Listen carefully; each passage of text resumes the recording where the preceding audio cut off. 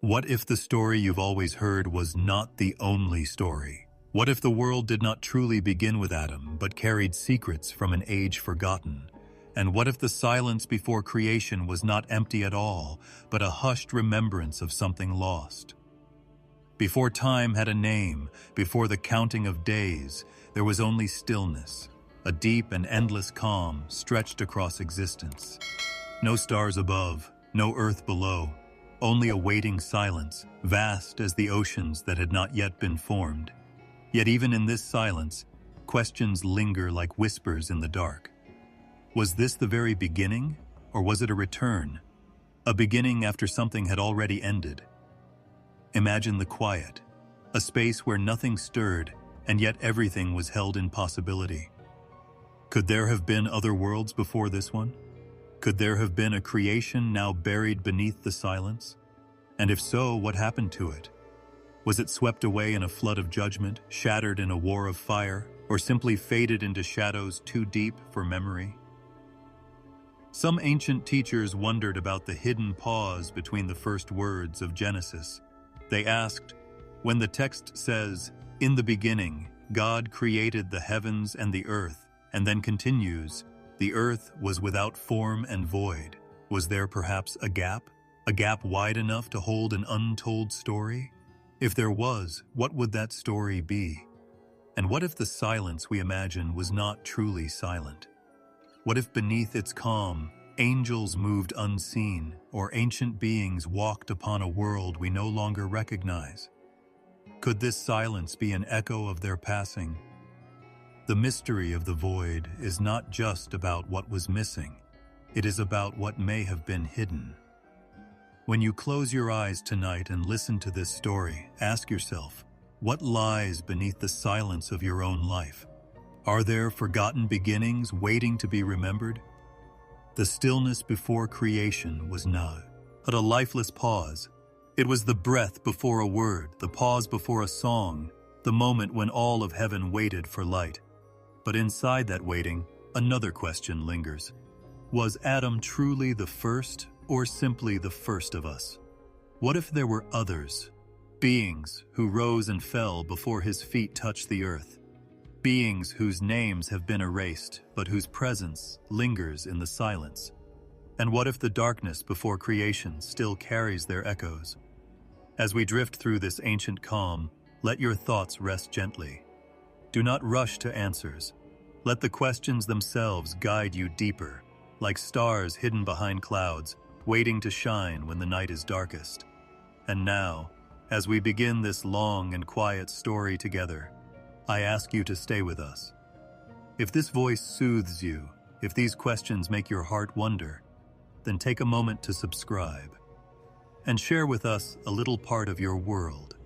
Write your name, your city, and the time at which you're listening in the comments below. It will be like lighting a candle in this vast silence, reminding us all that while the story is ancient, we are hearing it together tonight.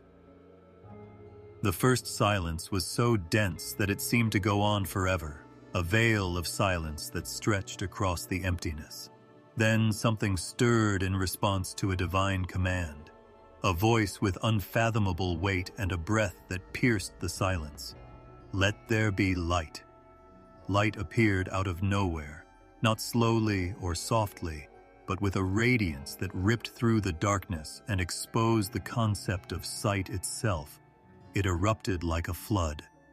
When light first touched creation, picture a glow so pure and unadulterated that it was more than just illumination. It was the awakening of life itself. It wasn't the moonlight or the sunlight. Those would be revealed later. This light, which was a direct manifestation of the Creator's will and a mirror of His presence, dispersed all the shadows that had previously dominated the empty space. Order began with that first glimmer of light. Up until that point, there had been no sense of time, rhythm, or measure. There had been nothing but darkness, a vast, shapeless emptiness. However, day and night were created in that instant. Light and darkness separated, each given a place and a boundary, and the cycle started. The coolness of sleep was in the night, and the warmth of divine brilliance was in the day. existence throbbed for the first time, the first heartbeat of creation. Imagine what it must have been like. Imagine seeing the darkness dissipate and be replaced by a brightness so strong that it shaped the concept of morning. Even night was given a place in the Creator's design, so even though the shadows shrank, they were not destroyed.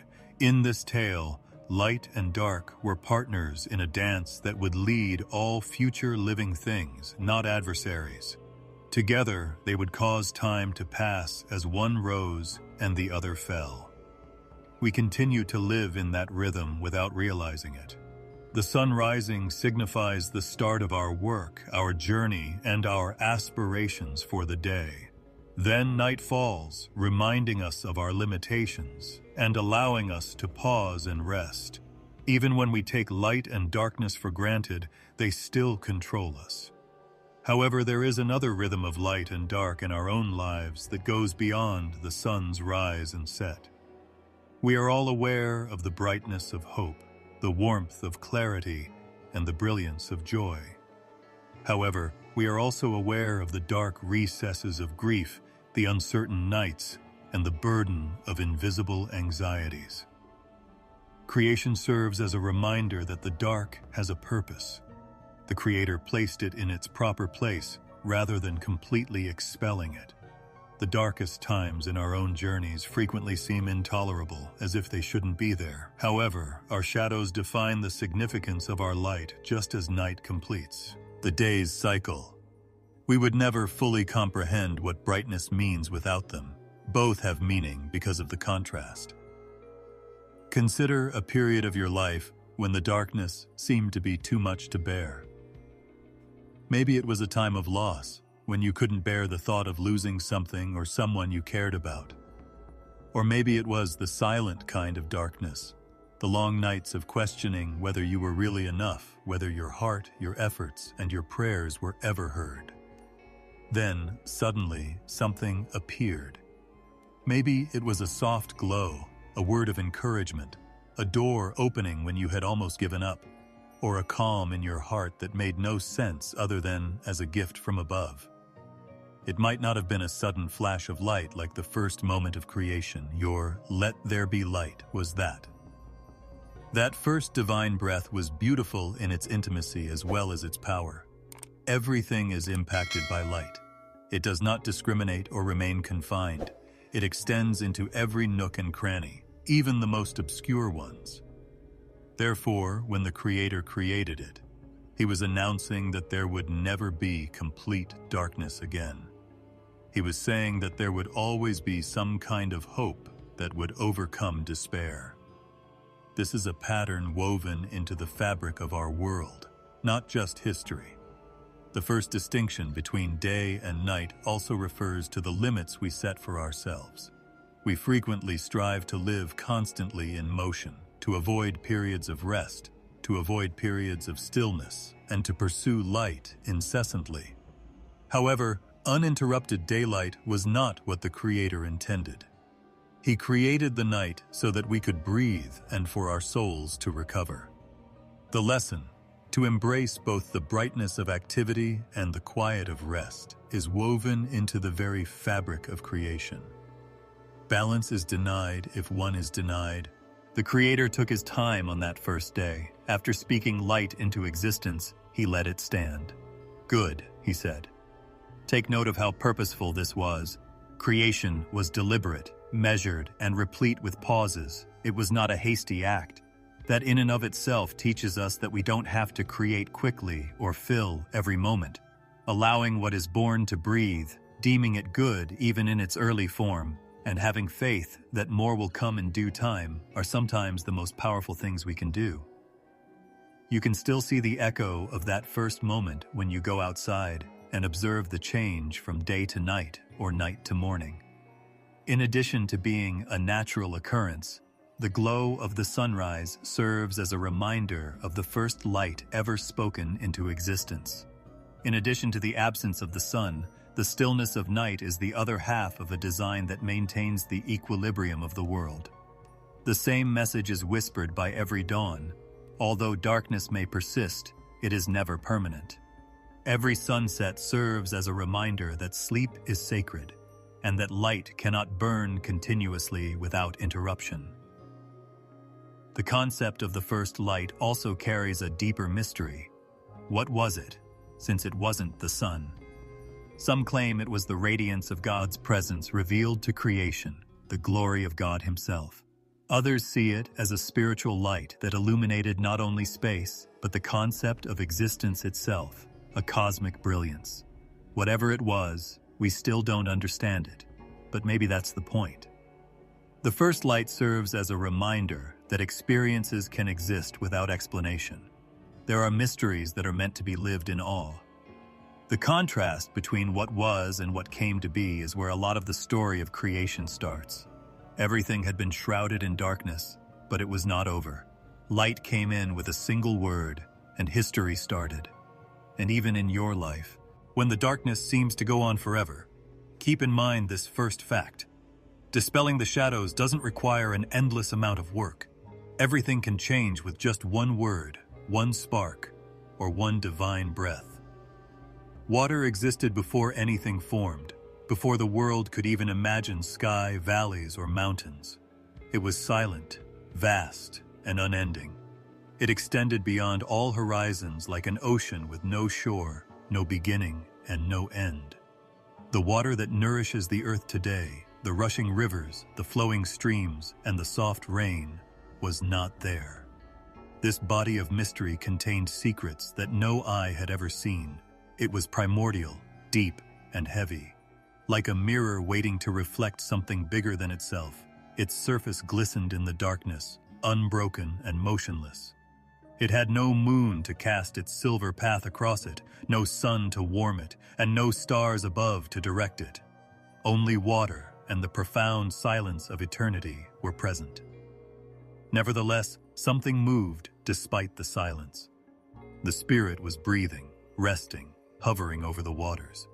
It did not violently break the stillness, nor did it agitate the waves into chaos. It filled the depths with a silent promise and hovered softly, like a whisper that was present but barely felt. While the wind isn't strong enough to move you, it is enough to remind you that you are not alone when you are standing at the edge of an unspoiled sea. The Spirit lingered there in that way, waiting, serene, and gentle. There is a great mystery in this moment. Peace existed before creation awakened to form and rhythm. It was neither the tranquility of everything in its proper place, nor the tranquility of completion. It was the serenity of presence, the knowledge that even though nothing had materialized yet, the Spirit was already present and readying the waters to hold what was to come. There was companionship in the midst of formlessness. There was care in the great unknown. Consider how frequently we encounter the abyss of uncertainty in our lives. We stand in front of seasons when the horizon is obscured, everything appears unformed, and clarity is far off. And we frequently picture ourselves stranded in a sea of questions during those times. However, the narrative suggests otherwise. It indicates that the Spirit was already there, hovering, close by, and constant before there was any structure or light. The establishment of order was not a prerequisite for peace. It had always been there, woven into the silence. The ancient waters stand for depth and mystery. Although water is essential to life, it is also hazardous, wild, and unknown. It conceals worlds we cannot see beneath its surface. The deep is endless and enclosing, frightful and reassuring. Nevertheless, the Spirit of God remained there, fearless and completely embracing it. Something lovely is revealed by this picture.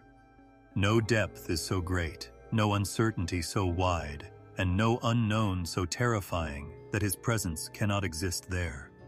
In His presence, what appears to be chaos is just the beginning. Imagine an endless sea with only the gentle hum of invisible currents for sound and only the dark shimmer of limitless waters for sight. Close your eyes and visualize it. A presence rests above that depth, like a soft breath, like a hand extended but not pressing down, just hovering near. Something is about to awaken, but nothing has been said yet. It is the stillness before the first heartbeat of creation, the pause before dawn, and the silence before music. It is expectation rather than emptiness. This image has a very reassuring quality. We frequently think of beginnings as being filled with energy, noise, and a sudden spark of movement. However, the Bible demonstrates that silence, hovering, and stillness mark the beginning of the very first stage of creation. Even at that time, it seems as if God was reminding us that the most revered beginnings are not always celebrated. Unless we lean in and listen, they can occasionally arrive subtly, like a whisper on the waves of our lives. A sense of intimacy is also implied by the Spirit's passage across the waters. Hovering is close, near, and tender, not far away. Instead of disturbing her nest, a mother bird hovers over it to keep an eye on it, cover it, and provide protection. The same is true of the Spirit, who protects, prepares, and covers the waters with quiet love rather than upsetting them. It is easy to think that the Spirit was already embracing the world before it was even born at that precise moment. Even though creation had not yet opened its eyes, it was still receiving care. There are times in our own lives when we are unable to observe the formation of things. All we can see of the water surrounding us is the deep. It can seem as though nothing is going on and that we are aimlessly floating in a state of inertia. However, what appears empty may actually be full of promise, much like those early waters. Maybe the Spirit is waiting in the shadows, preparing something. The absence of questions is not always a sign of peace. Peace can occasionally be defined as the certainty of our existence, the understanding that we are not alone, even in the absence of clarity. Additionally, the waters themselves had two meanings. On the one hand, they stood for formlessness, the unprocessed material that would be used to shape creation. Conversely, they represented possibilities. In those first ancient depths, everything that the world would eventually become, the rains that would fall on fields, the rivers that would nourish gardens, and the seas that would harbor enormous creatures, was already there, waiting. The Spirit was hovering over possibility rather than emptiness. Our hearts are no different. Seeds of something new are frequently already being held in what we perceive to be uncertainty or waiting. The gentleness of the Spirit's presence is also remarkable. The waters did not rush, stir violently, or break violently in a storm, just whispering, just hovering. The fact that God's presence does not always manifest as thunder or earthquakes reveals something about its character. It frequently arrives subtly, like breath on still water, a whisper that hardly rises above the surface. That whisper, however, is sufficient. Before the world breathes its first breath, it is sufficient to carry peace. We frequently yearn for clarity, the precise plan of what lies ahead. However, the tale of the ancient waters demonstrates that there can be peace in the absence of solutions. Light, land, and sky were not instantly created by the whisper of the Spirit. It waited. Waiting, resting over the waters of the unknown, and believing that presence itself is a beginning are all acts of holiness. Feel the weight of its serenity as you visualize that scene, the boundless waters, and the Spirit hovering. Even though the universe wasn't awake yet, it was already secure. Everything was already seen, held, and covered in love, even though nothing had been spoken into existence yet. This is the silence before the symphony, the embrace before the awakening, the calm before creation. It serves as a reminder that even in the midst of our darkest doubts, a Spirit is waiting for us in the quiet, hovering, and whispering. At one point, the motionless emptiness of the deep was opened up, and the Spirit that hovered there started to make lines on the shapeless space. The waters were ripped apart, and an expanse emerged from the Great Divide. This was unlike any space the world had ever seen before, as there had been no distinction between above and below, no division between height and depth, and no framework to gauge vastness. The heavens were born into that emptiness. In addition to the sky as we know it, there was a dome that arched over the ground, with a canopy that extended like a huge protective hand. It had an unbounded, limitless reach that held mysteries within its unfolding expanse and was a ceiling of infinite wonder. The breath of eternity shimmered in the heavens, which were neither flat nor silent. This area later served as the canvas on which God would scatter light, where constellations would tell tales through the night and stars would find their place. For the first time, picture the universe looking up and seeing a ceiling drawn across the previously unbroken chaos. By distinguishing between what was above and below, the sky itself became a gift, the first taste of order and the first sense of direction. This sky, however, was more than a border. It was a platform, a call to wonder. In addition to covering the earth, the heavens were created to draw humanity's gaze upward and arouse our natural desire to wonder, dream, and explore. The sky has an inexplicable magnetic quality, even in our own lives. Day or night, we stand beneath its boundless expanse and simultaneously feel small and held. Looking up somehow both awakens and humbles us. It appeared as if velvet had been dusted with diamonds when the stars were first positioned. Every flicker had significance, and each constellation served as a reminder that creation was thoughtfully planned rather than happening at random. In addition to providing light, each star also served as a guide, indicating the seasons, indicating the time, and indicating routes for those who would eventually walk beneath them. The sky took on the roles of a storyteller, a rhythmic keeper, and a guide. The heavens themselves served as the great calendar and the everlasting guide long before clocks or compasses, before maps and machinery. Beyond their practicality, the stars were poetic. They sang and talked inaudibly. Looking at them was like touching mystery, feeling deep down that there is more out there than what we can grasp or the boundaries of our knowledge. The same sensation still arises when we go outside on a clear night and raise our eyes. Like those who came before us, we look to the skies for answers. Where did we come from is one of the questions that might change. Why have we come here? Who keeps everything together? But the sky stays the same, reflecting back both awe and desire. The fact that the stars have always captivated human hearts is no coincidence. We all have an innate ability to see beyond ourselves. In addition to reassuring us that we are noticed, the vastness humbles us by serving as a reminder of how small we are in relation. How much more deliberate must the life of the person below be if the heavens were so meticulously laid out and the stars were so precisely aligned? As the heavens rotate, think about the rhythm of day and night. Like a living canvas, the sky changes its clothes. It seems to be whispering hope to a tired world as it is bathed in soft rose and gold hues at dawn. It emits clear, bright light at midday, providing warmth and sustenance. It is painted in shades of violet and amber at dusk, gradually giving way to the silence of the night. As night falls, the stars, moon, and constellations that illuminate dreamers' paths reveal their hidden gems.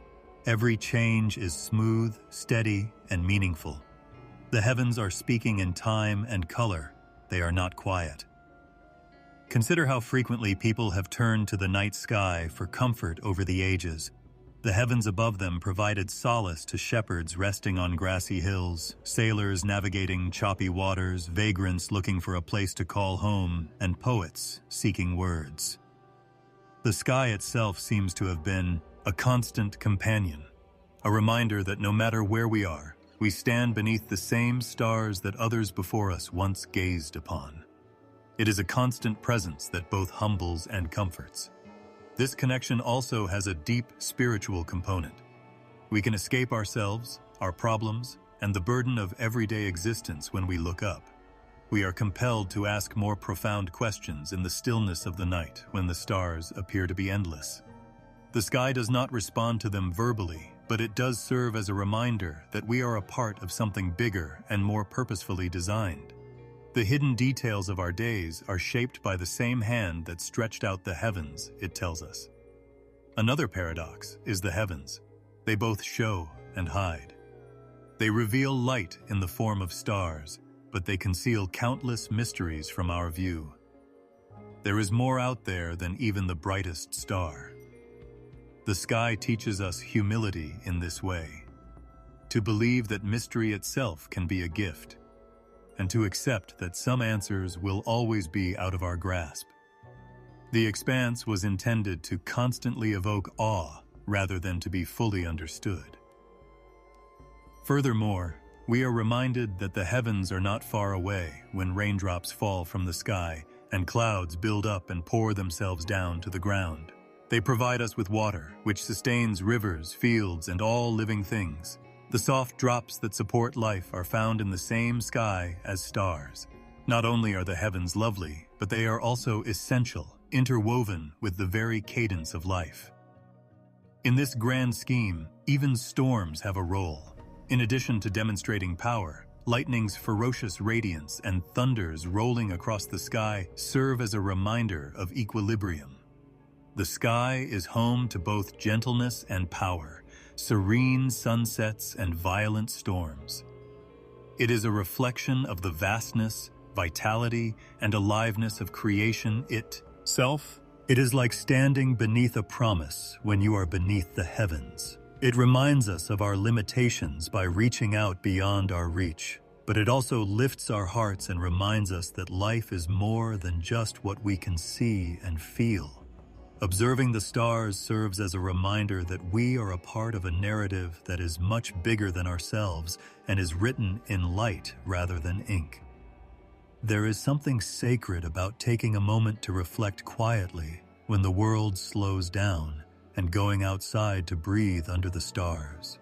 When we take the time to observe the heavens, they transform us, but not because of us. They uplift us, remind us, and soothe us. They mutter that even though we are little, we are remembered. We are protected by the same vast sky that contains galaxies upon galaxies. We can still see the light from stars that are billions of miles away. In that moment, awe and solace come together, and the heavens serve the reason they were created, to guide us upward, to awe us, and to remind us that we are never really alone beneath their boundless expanse. There was no firm place to stand or ground to anchor life in the beginning, when the waters roared unrelentingly without boundaries. Without form or direction, the world was engulfed in chaos, the deep rushing with restless motion. Then came the time of division, when it was ordered that the dry land should emerge and the waters should assemble in their proper locations. The once formless sea started to change and retreat, as if an unseen hand were pressing down on it, directing its movement, forming invisible rivers and ocean borders. The first rough, uneven, shaky outlines of land emerged from the depths, escaping the clutches of chaos. Mountains heaved themselves upward, and valleys carved themselves downward, resulting in a dramatic emergence rather than a gradual ascent. The jagged crowns of great peaks rose toward the heavens as they erupted from the depths. The bones of the once hidden earth were now exposed. Ridges, plains, and coastlines were shaped by a force that spoke of both violence and purpose, as though the planet itself were exhaling. Flowing with life-giving water that would eventually support innumerable generations, rivers were carved into the soil like veins. Oceans were outlined by invisible hands, lakes developed in the hollows, and streams, tides, and currents gave the formerly chaotic waters a sense of rhythm. The sight of the Earth's body forming, no longer drowned but distinct, must have been mind-blowing. Order emerged from the chaos of restless waters. Confusion gave way to structure. The formerly silent region now had shape. Towering mountains, valleys that resembled open arms, rivers that wound like silver threads through the landscape, and seas that roared with subdued strength. Although chaos was not eliminated, it was controlled, subdued, and given limits. Previously appearing limitless and overwhelming, it was now balanced and permitted to exist without ever again engulfing the entire planet. The Earth's formation taught us a profound lesson. Conflict is often the source of order, and tension frequently gives rise to beauty. Instead of emerging peacefully, the first land pushed back against the waters that attempted to enclose it. Every river represents the harmony of land and sea, every valley represents surrender, and every mountain is a testament to struggle. The invisible realities of our own lives are thus reflected in the physical world. We are shaped by our experiences, just as the earth was shaped by turmoil. Clarity emerges from confusion, strength emerges from turmoil, and form emerges from breaking. Think of the majestic mountains, their summits reaching for the sky. They stand steadfastly against the passage of time, serving as symbols of endurance. Their very existence, however, is the result of upheaval. Plates colliding, the earth shifting, and fires burning deep within the core. The mountains are both monuments of unwavering strength and the scars of long-gone war. They have always been revered by humanity because they are tall and represent something bigger than ourselves. They rise to remind, to point upward, to teach us to be resilient, not to oppress. The quiet, fertile valleys between those mountains were created by the same forces that lifted the peaks. They are the land's resting places where soil becomes rich and rivers find their path. Balance is found in the valleys, which is why life settles there. The valleys softly whisper what the mountains proclaim in their grandeur. That after hardship comes relaxation, after chaos comes tranquility, and that we frequently find growth in the low places of life that is impossible at the tops. The earth was shaped not just for beauty, but also for sustenance, establishing habitats for life. The rivers themselves convey a tale of interconnectedness. They emerge from secret sources, gaining power along the way as they forge their roots through dirt and rock. They find ways to bend, curve, slip through small canyons, and spread out across plains. No obstacle can stop them forever. They always keep moving in the direction of the sea's larger waters, never losing sight of their destination. The soul's journey is reflected in rivers, which are constantly searching, moving, and figuring out how to get past obstacles. Everywhere they flow, they turn dry earth green and leave behind traces of life, nourishing everything they come into contact with. However, the memory of chaos endures even in this well-organized creation. The sea reminds the land that balance is a delicate dance by roaring against the shore despite its boundaries, as if to indicate that anarchy is all. Is imminent, storms intensify, tides rise, and rivers overflow their banks. However, the sea is aware of its limits, even when it is furious. It can rage and flood, but it can't take back the land it once ate. A reminder that both are necessary to give life meaning, this tension between land and water, between form and formlessness, speaks of the eternal balance between chaos and order. We are walking on the results of that first great conflict when we travel across the earth today, whether it be along sandy coasts, riverbanks, or mountainside. The memory of emergence is present in every stone we walk on. Every soil particle is the product of forces that once clashed with flood and fire. The earth beneath our feet is an old testament to the fact that a stable place where life could flourish emerged from the storm of beginnings. It is understandable why the earth has been revered by people from all walks of life. Touching something that was created out of divine order is what it means to till its soil, climb its mountains, and drink from its rivers. The land was purposefully formed out of what was once formless. It was not shaped by accident. The earth itself serves as a teacher in this sense, demonstrating to us that even the most overwhelming chaos can be turned into beauty, that boundaries can be blessings, and that structure grants freedom. Knowing that the earth itself was once overpowered brings a peculiar sense of comfort. It was covered, engulfed, and void of definition before its rivers carved out roots and its mountains stood tall. But it didn't stay that way. It was formed, given a personality, and strengthened. In a similar vein, our lives can occasionally feel like choppy waters with no discernible shape or course. However, just as the earth was formed from chaos, we can also be shaped through difficult times with a framework that supports us and buoys that keep us safe. The earth's formation was the first significant indication that anarchy would not last forever. Seas were contained, rivers sang, mountains rose, and land appeared. A world emerged from the tense flood and the profound silence, poised for the future. And that memory still reverberates beneath our feet, the sound of the land rising, the retreating waters, and the assurance that form can always come from conflict.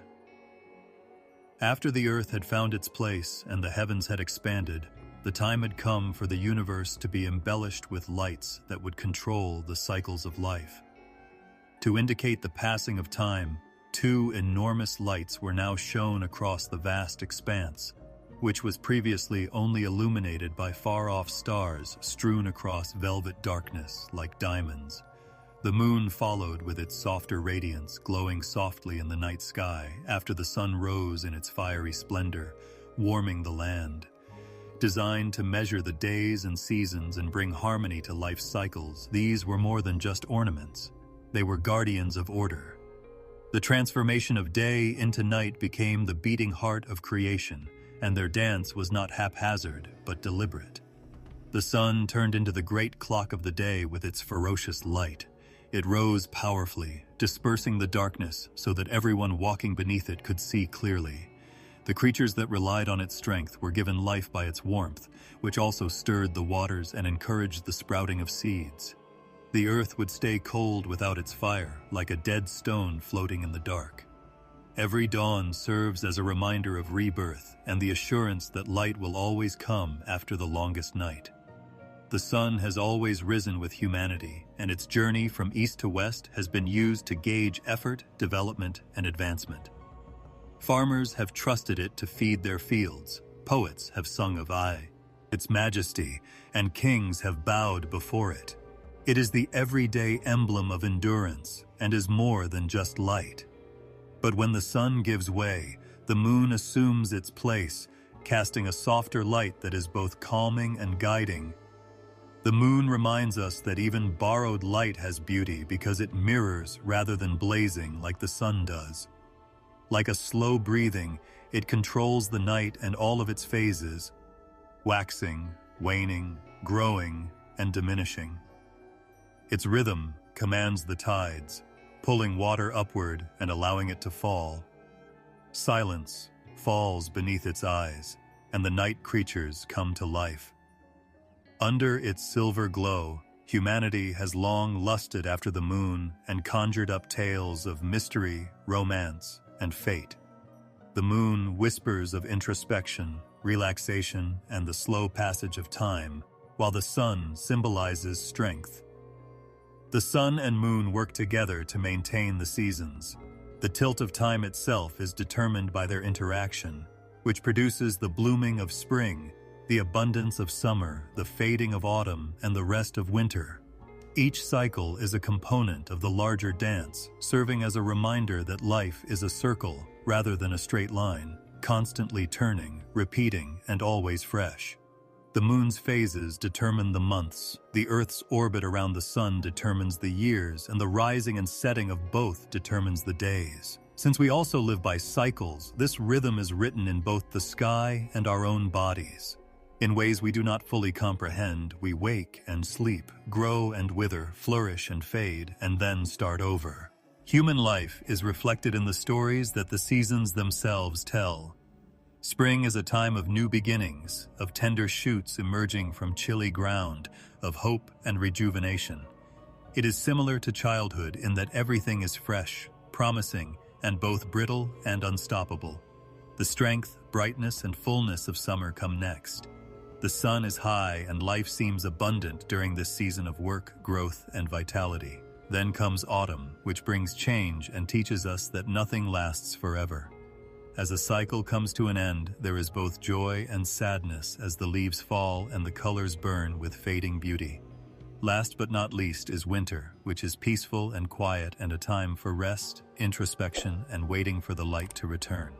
The story of every human life, birth, development, transformation, and rest, is thus depicted in the dance of the heavens. People have marked the days of their lives by looking up at the sun and moon throughout history. The solstices and equinoxes were used to schedule festivals. The stars were used to plan planting and harvest, and the constellations were used to direct travel. Time was written in the heavens long before calendars and clocks, and both men and women read it as if it were sacred. To them, the sky was never quiet. It was a book that was open above their heads and was written in precisely moving lights. The old rhythm endures even in this day and age, when artificial light permeates the night and machines keep track of our seconds. The moon still pulls softly on the seas, and the rising sun still welcomes us every morning, regardless of how far humanity has come. This rhythm reminds us that we are all a part of the dance, which has a profoundly human quality. Like the earth, we have seasons. During periods of growth, we are energized, everything seems possible, and the days seem to go on forever. There are harvest seasons when we celebrate the work of our hands and gather the results of our labor.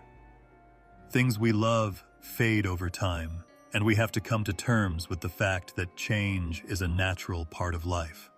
There are also quiet periods during which we withdraw, take a break, and await rebirth. We cannot shine without pausing, just as the sun does not. We go through cycles of strength and weakness, fullness and emptiness, just like the moon. This pattern is evident even in the most minute details of our lives. Every day is a little season in and of itself. Spring arrives in the morning when we awaken and gain new vitality. Summer is bright and laborious at noon when we do our best work. Autumn evenings are when we take a moment to pause, think, and get ready to let go of the day. Winter is night when we sleep, close our eyes, and hope that light will come again. This daily routine teaches us that rest is just as sacred as labor, and that endings are not final. It is a gift rather than a burden. People have always turned to the heavens for solace when they are feeling hopeless. The stars above us are the same ones that led shepherds in the fields of old. On restless nights, the same moon that drew tides thousands of years ago continues to shine. Every morning, the same sun that warmed the earth at the beginning of creation rises faithfully. We find hope in the constancy of the dance of the heavens, which has never wavered.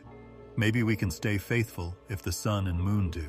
Our own cycles, even the challenging ones, also carry a hidden renewal if theirs does. The way the sun and moon share the sky is poetic. They occasionally cross paths, with one casting a shadow over the other to produce eclipses that serve as a reminder of creation's mystery. As if to demonstrate that even opposites can temporarily coexist, the moon occasionally lingers at sunrise or sunset, sharing the horizon with the sun. The heavens are balanced rather than divided, with each cycle feeding into the next and each light fulfilling its function. We also recognize that we need the same balance in our lives as we look up. We cannot survive solely in the summer without dying, or solely in the winter without perishing. To stay alive, we require the rhythm of change, the giving and taking, the rising and falling. Time itself is woven into the unbroken dance of planets and stars. The earth moves faithfully through its seasons, the moon controls the night, and the sun controls the day. And despite being tiny in comparison to their immense light, humanity is intricately linked to their rhythm, which is etched into the same cycles of development, transformation, and relaxation. Their movement gives us a glimpse of the eternal balance that keeps heaven and earth in balance, and their dance is our dance. What if there had been a world before Adam, a place that existed and thrived long before the first man ever set foot in Eden? Genesis begins with the well-known words, "In the beginning, God created the heavens and the earth." However, there is a pause, a silence concealed in the following words, "And the earth was without form and void." One of the most fascinating mysteries in all of Scripture lies between those two verses.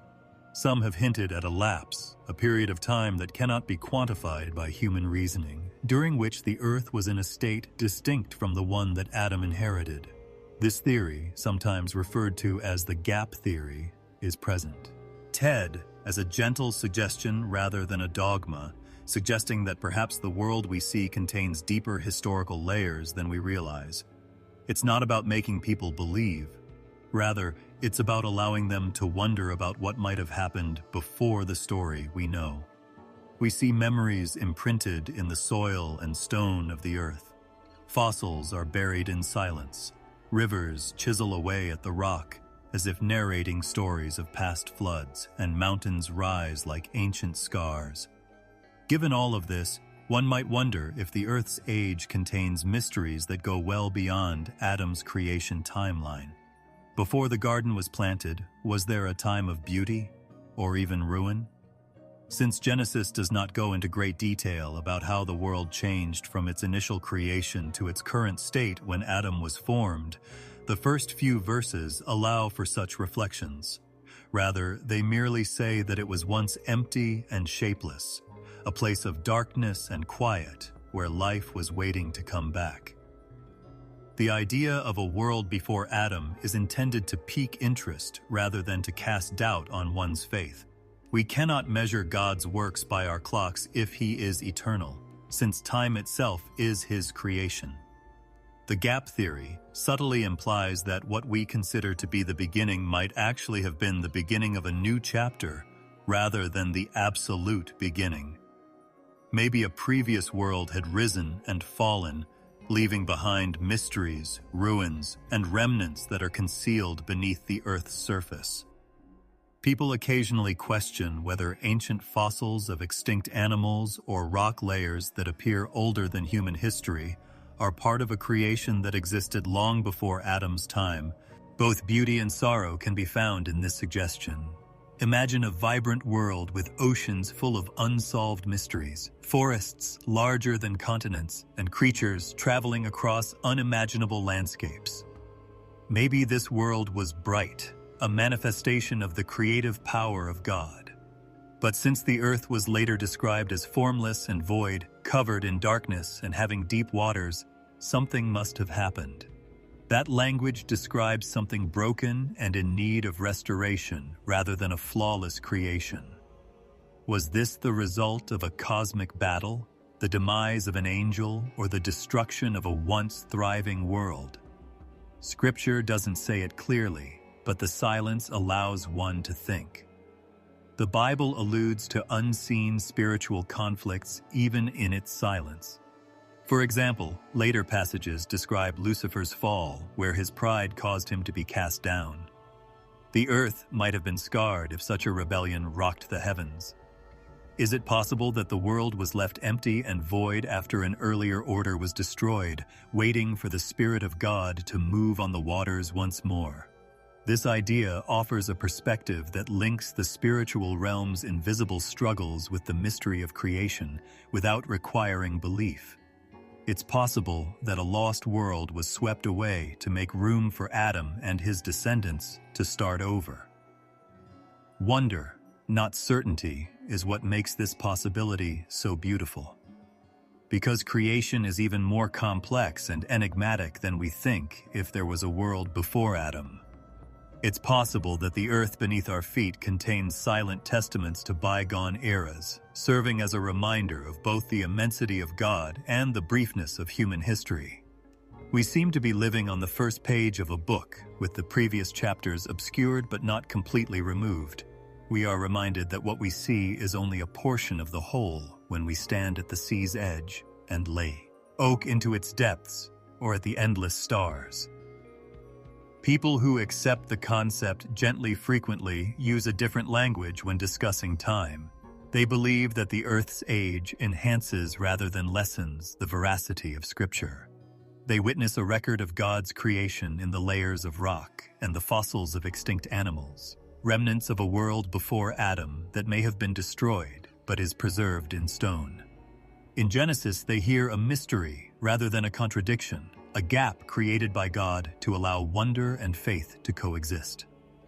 However, it is about the silence between the lines of Scripture, not just about fossils or stones. That silence implies that God has mysteries beyond human comprehension and that His works are greater than what we are told. As though God were restoring light to a place that had previously experienced darkness, the Spirit's movement on the waters represents a moment of rebirth. The phrase, "Let there be light" itself suggests that there was a time when darkness predominated.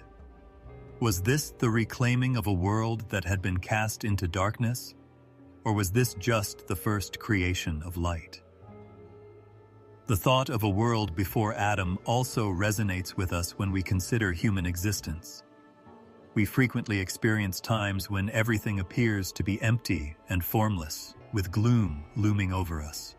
However, God brings fresh starts into our brokenness, just as He did when He first moved on the waters and spoke light into existence. The prospect of a past world that has been lost and recreated serves as a metaphor for our own lives and demonstrates how God can revitalize and restore things that appear irreparable. He can bring light into the deepest recesses of our souls if He can bring life out of the chaos of a broken earth. Therefore, the idea of a secret world before Adam brings us closer to awe rather than a departure from faith. It humbles us by serving as a reminder of how little we know and comprehend. It suggests that God's story is more extensive than what is visible to us, and that creation may have existed for ages past, containing both beauty and destruction. And the fact that God is both creator and restorer is still true, even though we cannot yet fully understand the specifics. The story of creation is still being shaped by His love, His voice calling forth light, and His Spirit moving upon the waters, regardless of how many worlds have come and gone before Adam. We find ourselves in awe rather than bewilderment in the quiet of the void and in the contemplation of a lost world. Perhaps there was a world before Adam that spoke of God's power in ways that are invisible to us now. Maybe the remnants of that era are buried far beneath our feet, serving as a reminder that God's hand can renew even in the face of loss. Because light always follows darkness and beginnings always rise after endings, it's possible that the mystery is left unsolved so that we can always look upward, humbled by what we do not know, but comforted by what we do. What if the first voices to resound in creation were those of radiant beings made of light rather than our own, before human feet ever touched the soil of Eden? Angels, a multitude of living spirits who watched the heavens unfold and sang as the earth's foundations were laid, filled the vast emptiness before man was created. They were not mindless, faceless machines of obedience. Rather, they were sentient beings with hearts, minds, and free will, who were also endowed with the capacity to choose who they would serve. Although their story is not as thoroughly detailed as Adam's, there are glimmers of it in the Bible that depict an era when angels Moses moved in perfect unison, with some turning away while others remained steadfast in their devotion. The beat of worship, not the ticking of human clocks, signaled the age of angels.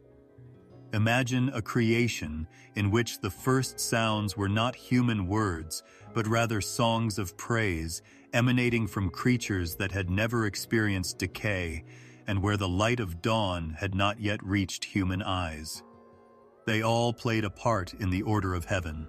Some were messengers of divine words, some were warriors dressed in might, and some were guardians of mystery. Although their common ancestry bound them together, each of them maintained their individuality, and the freedom they had been granted tested their loyalty. After all, if there is no option to turn away, loyalty is meaningless. Among them were archangels, servant leaders who carried a great deal of responsibility in addition to strength. Their devotion to the one who had created them was a living act of love rather than a meaningless ritual. The wonder of free will existed within them, the ability to pursue their own glory or to remain steadfast. Their worship was genuine because only love that is freely given can truly be love. The angelic era thus reflected what humanity would come to understand, that devotion is meaningless if one is unable to pursue alternative avenues. Because they also experienced the conflict between loyalty and choice, their story is incredibly relatable. The scriptures give us hints of their grandeur by portraying them as fiery blazes, swift messengers, and powerful beings with unmatched strength. However, the purpose of these descriptions is to remind us that they were also a part of the story of creation, not to make them seem far away or unreachable. Their voices rose like a chorus throughout the universe as they celebrated the creation of the world. However, despite this beauty, the seeds of conflict were concealed because the gift of freedom carried the risk of rebellion. Some angels stuck to their principles, rooted in love and humility. Others, on the other hand, looked inward, seeking glory as a crown for themselves rather than as a gift to the Creator. One angel, who was referred to as a bearer of light and whose beauty was unparalleled, has the most vivid story of choice among the angels. His heart swelled with ambition as he aspired to surpass his Maker in pride. This fall started with a thought, a desire, and a change in allegiance, rather than an open conflict. And the harmony of heaven was shattered when that loyalty broke.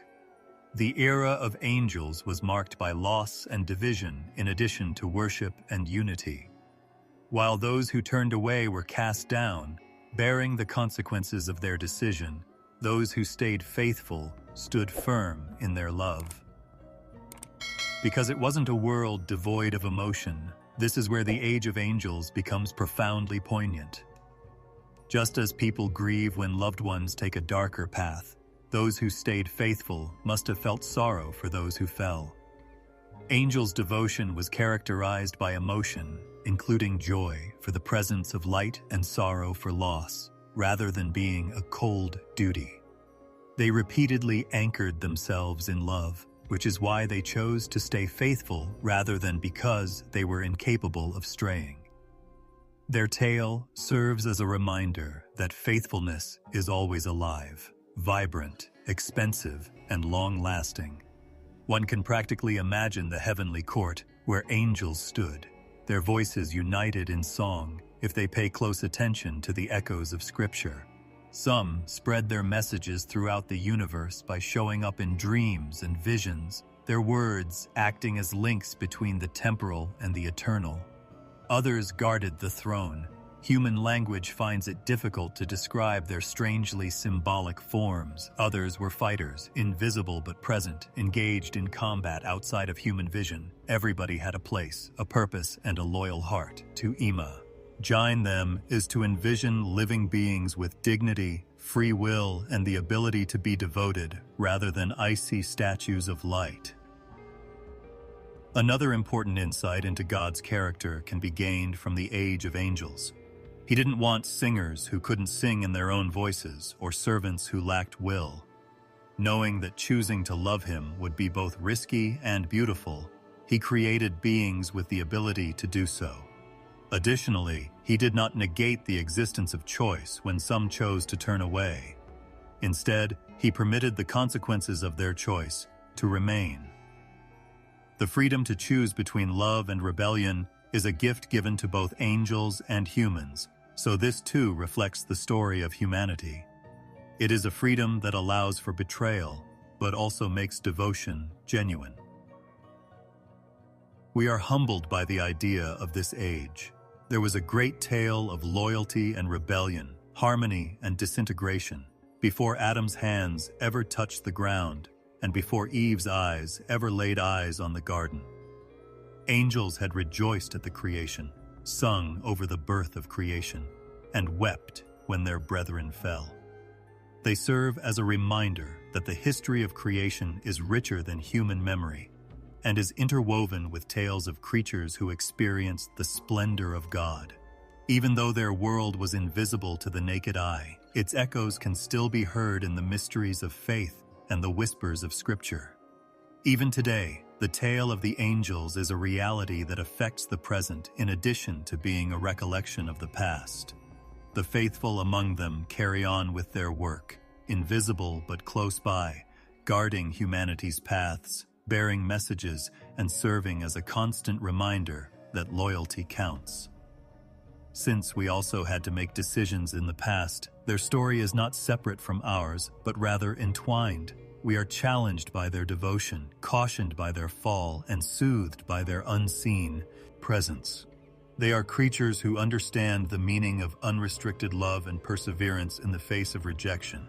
They are woven into the vast fabric of creation. Therefore, the Age of Angels is a living example of loyalty, freedom, and choice, rather than an abstract story of spirits. It is the tale of radiant beings who sang before the creation of humanity, who had to pay the price for freedom, and who serve as a reminder that love is never love without the ability to make decisions. Their presence is woven throughout creation's history, a silent witness to the tragedy of pride and the beauty of loyalty, even though their voices may not be as heard as ours. Even though there is still much to learn about them, their story endures because it reminds us that angels, not humans, ruled the first age. Their decisions, loyalty, and fall laid the groundwork for humanity's eventual arrival. What if the most brilliant creature in the universe, endowed with unfathomable beauty and radiance like a morning star, permitted one prideful thought to settle in his heart? Neither a shout of open defiance in the courts of heaven, nor the lifting of a sword in combat marked the beginning of Lucifer's downfall. It started out softly, like a whisper in the spirit of the person who used to be closest to God's throne. His position was one of honor and trust, his voice among the choirs that sang before eternity, and he was dressed in splendor. However, a seed of discontent sprang up within that brilliance, a desire to possess glory rather than reflect it. The greatest rebellion in history began when heaven's harmony shook due to that change in desire. Lucifer's beauty was a gift, not a coincidence.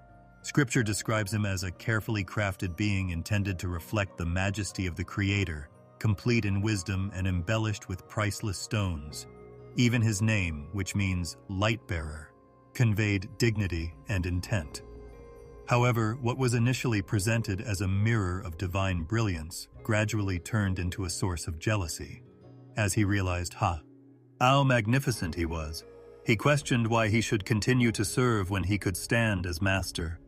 It is the oldest temptation, transforming thankfulness into entitlement and beauty into pride. What started out as awe of God's glory evolved into a desire to equal it. Lucifer's rebellion was a series of actions rather than a single deed. "I will ascend" was the first thought that came to mind, subtle and intoxicating. Then the thought began to germinate. "I will raise my throne above the heavens." Pride develops subtly until it demands action. It does not suddenly emerge fully formed. Lucifer became so arrogant that he could no longer stand beneath the one who had created him. He wanted to take the throne and rule over the voices that had once joined him in worship. Once pride was born, it turned into rebellion. And once rebellion was sparked, it resulted in war in heaven. Power was not the only factor in this intensely emotional conflict. The angels who had previously supported him had to make a decision. Some sided with him after being enthralled by his cleverness and persuasive speech. Others, heartbroken but determined, would not abandon the one they had loved from the start. Imagine the anguish in heaven as friendships broke down, loyalty ties were ripped, and voices that had once sung together now lifted themselves against each other. The heavenly family was torn apart, and the conflict was not just one of swords, but also one of loyalty. When Lucifer rose against God himself and led a horde of angels in defiance, his rebellion came to a head. Once a place of perfect unity, the heavens were now thundering with conflict. The book of Revelation describes a battle in heaven between Michael and his angels and the dragon and his henchmen. This was the most severe fracture creation that had ever been witnessed. Not a small argument or short-lived argument. The person who had been the bearer of light was now the enemy, a designation that would always be associated with his downfall. The images of his exile are heartbreaking and terrifying. He was cast down from heaven's heights like lightning. His name changed forever, and his brilliance turned to darkness. He was no longer the beacon of light. Instead, he became the father of lies and the personification of disobedience. He was completely cut off from the glory he once embodied, and his fall was both physical and spiritual. The mark of corruption now accompanied the person who had stood in beauty, and the discord of pride now accompanied the person who had sung in harmony.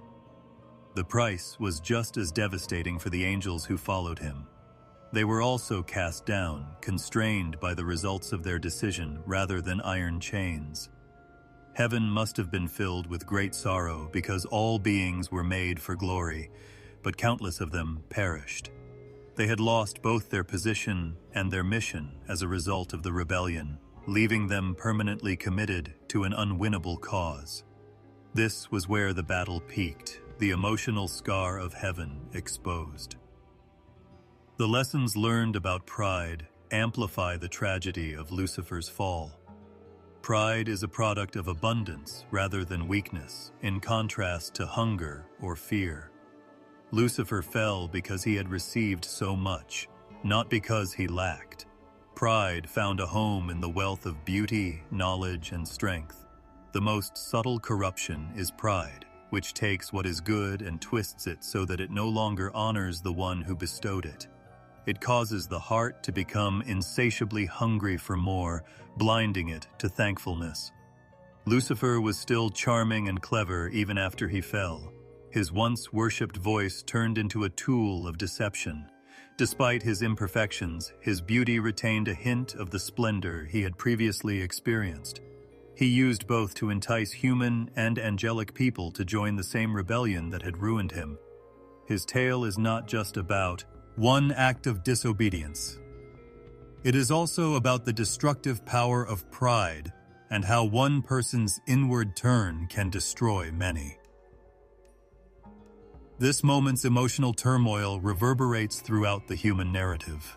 We have to make a decision, just like angels did. You deserve more, pride murmurs, echoing what it once said to Lucifer. You ought to be above. You ought to govern your own life. In addition to being a story of cosmic rebellion, Lucifer's fall serves as a metaphor for the hardships faced by all souls. If we don't listen to its subtle voice, the same pride that brought him down can bring us down. Heaven was forever altered in the quiet that followed his fall.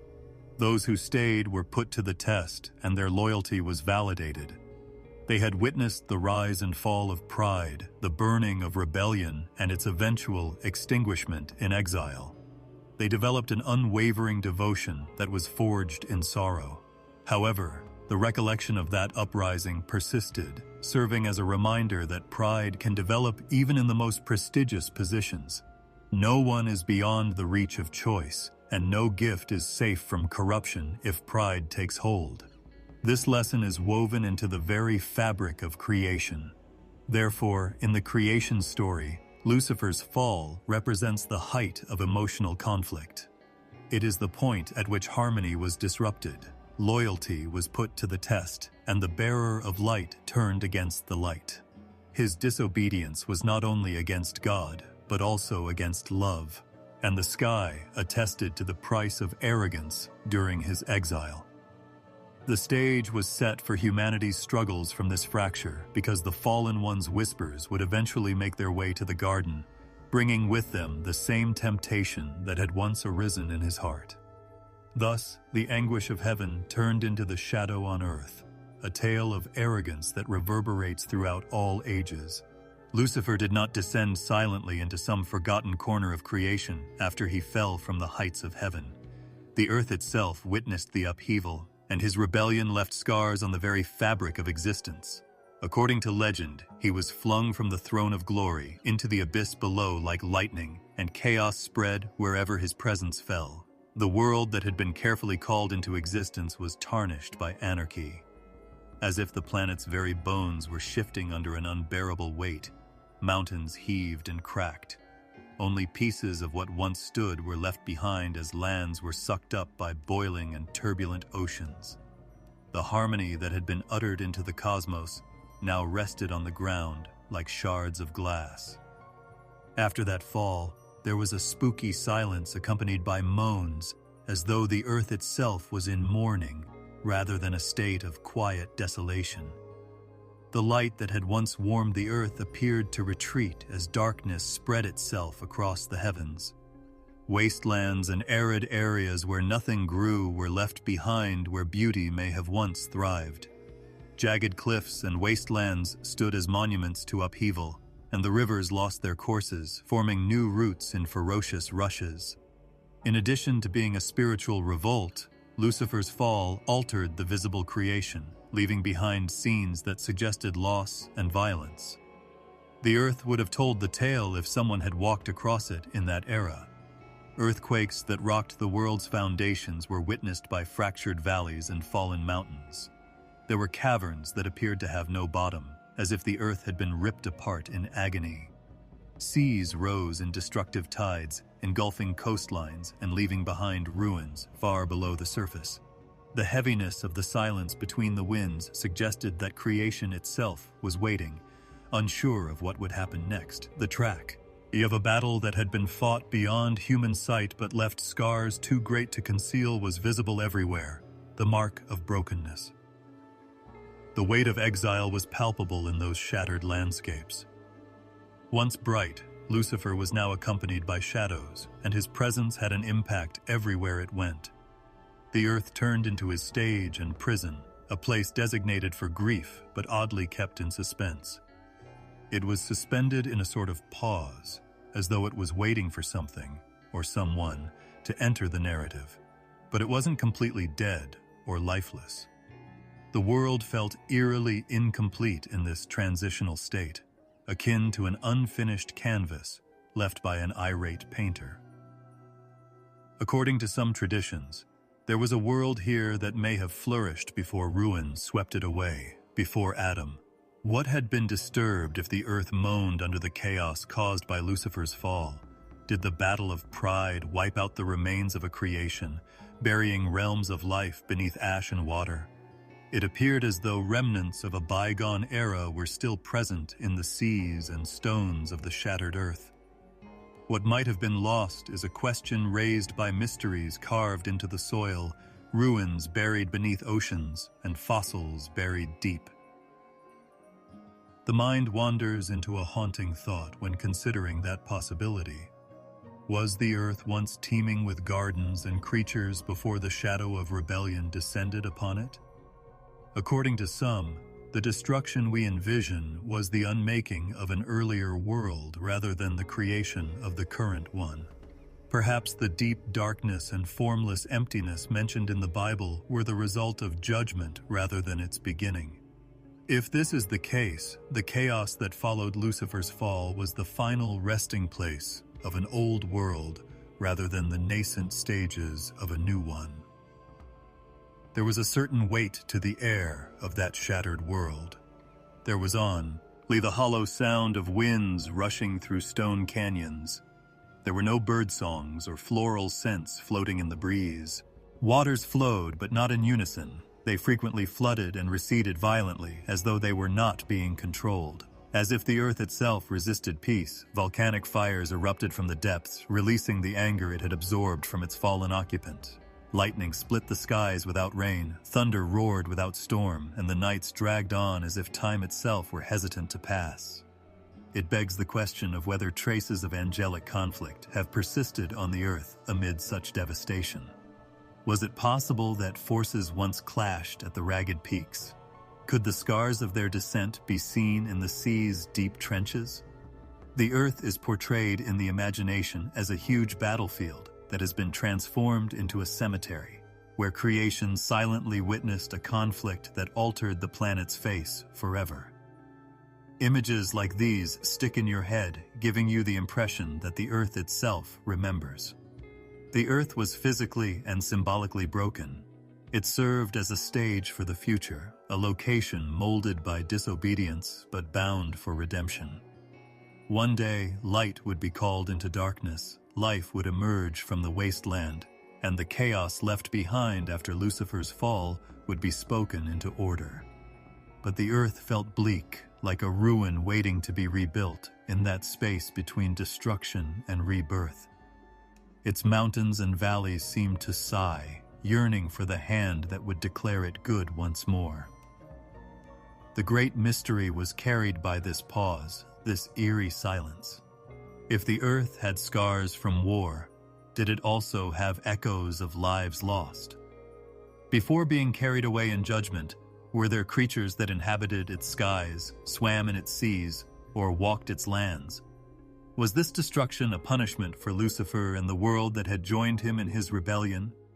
The question of whether history as we know it started on ancient ruins lingers like an old question. The most profound intrigue of the broken earth lies in this tension. The certainty of destruction, the obvious signs of anarchy and desolation following rebellion are on one side. On the other is the possibility, the idea that memories of something greater, a history buried by silence and time, lie beneath the surface of stone and dust. The scars on the earth resemble lines of forgotten script that are just waiting to be read, and the earth groans with untold stories. The question still stands in that silence. If something did exist here prior to Adam, what was it, and why was it so thoroughly destroyed? There are hints in old customs, strewn about like shards of a lost melody, that the history of humanity did not start with Adam. There have been historical accounts of races that existed on Earth before the first man was formed from the dust of Eden. These concepts, which are frequently dismissed, cling to the human imagination because they address a profound desire to understand our origins and to bridge the gap that looms over the first few pages of life. It is easy to imagine that a different story, one that has since been buried beneath layers of time, might have taken place there first if the earth was scarred by chaos and the land itself appeared older than Adam's memory. The idea of a pre-Adamic race is both unnerving and oddly alluring. Some biblical interpreters have viewed the emptiness mentioned in the first few verses of Genesis as the aftermath of something older, something that has been erased rather than the beginning of creation. They imply that the formlessness and darkness were a ruin rather than the beginning. If this is accurate, Adam awoke to a world that had already experienced loss rather than a completely new one. The mysteries of fossils, the gaps in the ancient record, and the ruins beneath the seas all seem to hint at lost eras where creatures very different from ourselves may have existed, struggled, and perished. Several academics considered the possibility of worlds preceding our own in early theological discussions. They conjectured that judgment and destruction might have resulted from the fallen angels interfering with the Earth's former occupants. They claimed that as a sort of cosmic reset, the Earth was left in darkness. Others proposed that, like chapters in a book of which we have only seen a single page, God had permitted entire ages of life prior to Adam, each with its own emergence and decline. These theories never gained widespread acceptance, but they endure because they speak to the intense desire of human curiosity. What if there were people who came before us and their memories were erased by dust? These extinct races appear to have echoes in various cultures' myths and legends. Texts from ancient Mesopotamia describe creatures that ruled before humans, semi-divine or divine beings who molded the world before vanishing into obscurity. The Greeks described a time when golden creatures roamed the earth before the race of iron men. Around the world, indigenous traditions tell tales of past peoples who once ruled but were swept away in apocalypses. These peoples may have been giants, spirits, or half-divine, half-human. The eerie feeling that we are not the first to walk this stage is a common theme in these stories, even if they are written off as symbolic. Such inquiries seem to be prompted by the earth itself. The remains of long-extinct animals that dominated the earth before Adam's line are preserved in stone as fossilized bones. The ages of dinosaurs, enormous creatures that roared across the land and seas, are charted by scientists. Could these have been a pre-human creation? And if so, what role do they play in the spiritual drama that started with Lucifer's rebellion? According to some theories, his fall destroyed the peace of that era, erasing a world and leaving only shattered pieces for future generations to decipher. Every fossil and every buried ruin would resemble the faint remnants of a world lost to judgment if that were the case. Others draw attention to the odd artifacts and mysteries that human history has unearthed, such as ruins that predate civilizations we can understand, stone constructions that appear to be beyond the capabilities of their purported builders, and legends of giants that have influenced both myth and the natural world. These mysteries give rise to conjecture. Maybe the earliest humans weren't as isolated as we believe. Maybe the world they inherited was already tainted by the remnants of a previous race. We start to question whether carved stones, submerged cities, or architectural alignments that demonstrate star knowledge too sophisticated for early men were remnants of a vanished intelligence. However, the notion of pre-Adamic races resonates with the human spirit more than any proof or conjecture. It expresses our desire to understand our role in the larger scheme of things. We are beings who wonder where we fit in and who feel both small and important when they gaze at the stars. Our concern that we are not the first and might not be the last is echoed by theories of forgotten races. They serve as a reminder that civilizations come and go, life is brittle, and that our understanding of the past might be a facade concealing more profound realities. There are odd clues that pique interest even in the biblical story. Although Adam and Eve's family was the only group mentioned, Cain expressed fear that others might hurt him after being exiled for killing Abel. Who were these other people he was afraid of? Didn't Adam's descendants already populate the earth? Some see this as proof of parallel creation lines, while others see it as the lingering traces of an earlier race. Even thou. Yet these passages are still mysterious. They stimulate the imagination and maintain the possibility that there are untold tales of humanity. There is more than just an intellectual desire to unravel these mysteries. It's very intimate. If there were extinct races prior to Adam, then their tales, hardships, and conclusions serve as a reflection of ourselves. They serve as a reminder that life is fleeting, that entire worlds can be destroyed by rebellion, and that our position is not assured. At the same time, they make us feel even more awed, as though we are inheritors of a planet whose entire history we can hardly begin to comprehend, and part of a story much bigger than ourselves. Science, faith, and imagination are frequently combined in contemporary analysis of pre-Adamic theories. Some people believe that the fossil record proves that there were worlds before Adam, and that life existed for a very long time. For others, the clues found in myth and scripture are sufficient to sustain the question. Furthermore, many people are more interested in what it says about us now than in proving what came before. In its quest for origins, humanity appears restless. We construct telescopes to look into the past, excavate the earth to find fossils, and assemble mythological fragments to create a story. It seems as though we can't sleep until we understand how the story started. This restlessness could be a hint in and of itself. It implies that our nature was to seek and hunger for the beginning.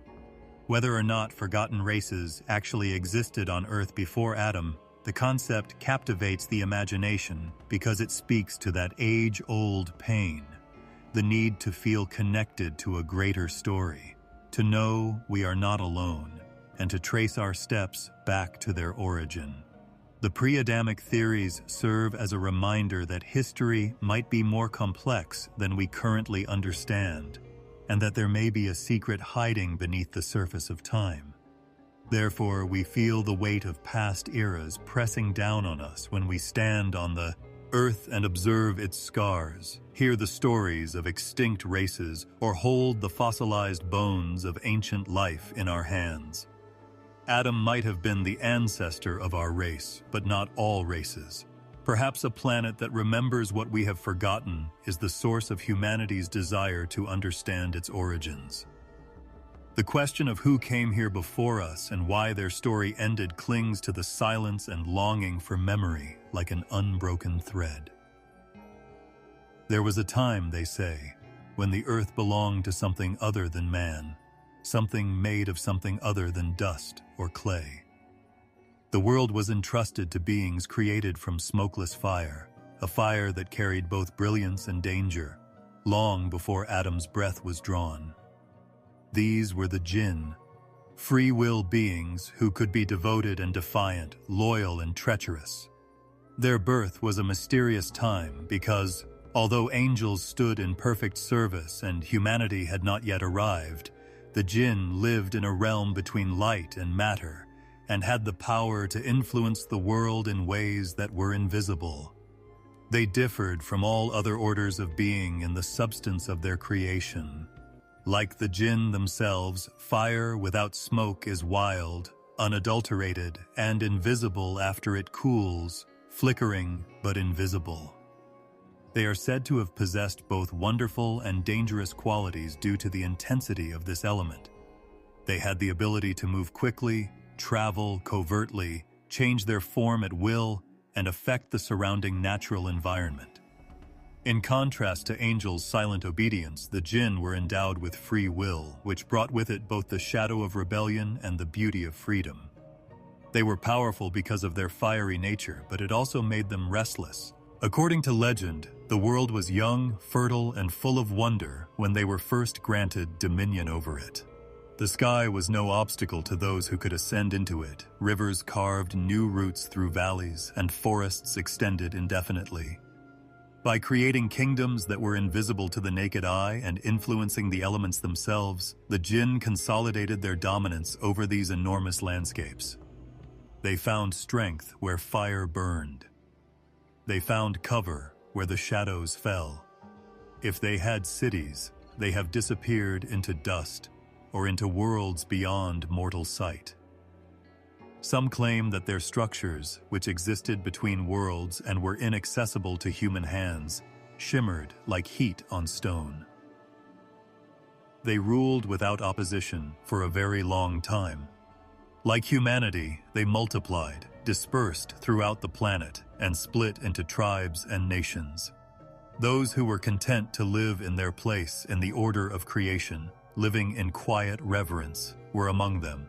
Others, however, waged war against their own kind because of their ferocious pride and desire for power and dominance. The earth turned into a battlefield where their battles of fire and darkness rocked the places where Adam's offspring would eventually live. Their hardships were absorbed by the soil, their cries were echoed by the mountains, and their unrest caused the seas to churn. They followed paths of both virtue and ruin because of their freedom of will, which was so similar to what humanity would eventually inherit. According to legend, prophets were sent even to the jinn to remind them of the one who created them out of fire and to call them to obedience. While some turned away, preoccupied with their own desires, others listened, humbled. Their dominion was weakened by this division because a kingdom that is divided against itself cannot survive. And in the midst of their chaos, the air of heaven started to consider the possibility of creating a new entity to fulfill a different kind of duty on earth. One person would emerge among the jinn to represent their promise and their danger, Iblis. Iblis was of the jinn, but he was so committed to worship that he lived among the heavenly hosts, in contrast to the angels, who were made of light and subject to obedience. He prayed, remembered, and exalted. His devotion was genuine. But there was a fire burning inside of him that would eventually consume his obedience. Iblis's pride and the echo of all the restless ambition that had long stirred within his race were exposed when the time came to shape Adam. In many respects, the fall that would split heaven and earth was hinted at in the tale of the jinn before Adam. Over the course of their centuries-long rule, jinn violence escalated to the point where it endangered the balance of creation itself. According to some legends, armies of angels were sent to defeat them, putting the most disobedient to the ground and abandoning them in barren areas. The very earth they were supposed to protect was scarred by their wars, and their reign had turned into one of bloodshed. Nevertheless, shards of their kingdoms persisted, dispersed throughout invisible worlds, and the memory of their earthly existence did not completely disappear. All that had happened before Adam, the jinn's successes and failures, was recorded in the soil he would eventually be placed in. One of their distinguishing characteristics is still their duality. They might be honorable, devoted, kind, and truthful. However, they might also be cunning, attracted to destruction, arrogance, and mischief. Because of this intricacy, their story became intricately entwined with humanity's, as the jinn did not vanish into myth after man was placed on earth. They persisted, lurking in invisible places, coexisting with the world despite being concealed from human view. Their ascent prior to Adam marked the start of a lasting relationship between creatures born of fire and those born of clay, not its conclusion. In the recesses of human tradition, the memory of their former dominion endures. Echoes of the jinn's existence on Earth can be found in stories about ghosts, desert wanderers, creatures that live in ruins, or creatures that follow the wind. These tales became entwined with cautions in many cultures, implying that even though man inherited the Earth, the jinn never completely gave it up. It was claimed that their invisible presence occasionally guided and occasionally deceived human lives. As a constant reminder that we are not alone in the creation story, their existence persisted even though their rule was broken. Their story has a haunting weight because the jinn ruled before Adam. It implies that multiple trials have occurred on Earth and multiple races have been granted freedom and choice. Their rise, their battles, their fall, and their fiery nature all became lessons etched into the world's foundation. Adam did not awaken to a world devoid of history when he was placed in Eden. The memory of a race that had risen and faltered before him was already present in the earth beneath his feet. Even though they were hidden, the jinn were still there, waiting at the edges of his story, their fire still burning, their fate inextricably tied to the subsequent clay-born humanity. Conflict, a struggle that raged before man had even opened his eyes to the light of creation, was the beginning of the Earth's story rather than peaceful harmony. The world was given to the jinn, who were created from smokeless fire, but their unbridled will quickly led them down a path of corruption. They devoured everything entrusted to their care, spreading like fire through parched grass, while many of them became conceited and intoxicated by power. Some of them remembered their purpose and lived in reverence. They established proud kingdoms, leaving invisible scars from their wars on the mountains and valleys. What had been given to them as a gift became a battlefield where fire fueled fire, and the soil itself moaned under their conflict. The angels, made of light, looked on in sorrow. Although it was not in their nature to question or stray, they witnessed the devastation caused by creatures who had been granted the ability to make their own decisions. The jinn were corrupted by open violence, bloodshed among their own kind, and disobedience to the harmony woven into creation rather than by quiet rebellion. As if fire itself could compete with the one who lit it, their voices rose in defiance as their wars rocked the earth's foundations. This uprising, which took place in invisible worlds, could not go unpunished. The order for angels to descend, guardians of the order now shattered by chaos with light against fire, came because the balance of creation was in danger. The conflict between the jinn and the angels was unlike anything the earth had ever experienced. Light against fire, humility against pride, obedience against defiance. It was a war of essences rather than just weapons. The jinn, ferocious in their power, charged into combat with the rage of raging fire, changing forms, disappearing into the invisible, and striking with shadows. However, the jinn were unable to understand the power that the angels possessed because their strength came from unwavering loyalty rather than ambition. Where the jinn battled for supremacy, the angels moved with purpose, their battles reflecting their devotion to the one who created them. In addition to being a military operation, their descent served as a cleansing and purification of the land that had been damaged by the turmoil caused by fire. The memory of those battles clings to it like smoke. Mountains carried the tremors of forces invisible to the naked eye. Seas roiled as though in agony, and valleys shook under their weight. Knowing that their reign was coming to an end, the jinn, who had become the most corrupt, fought desperately.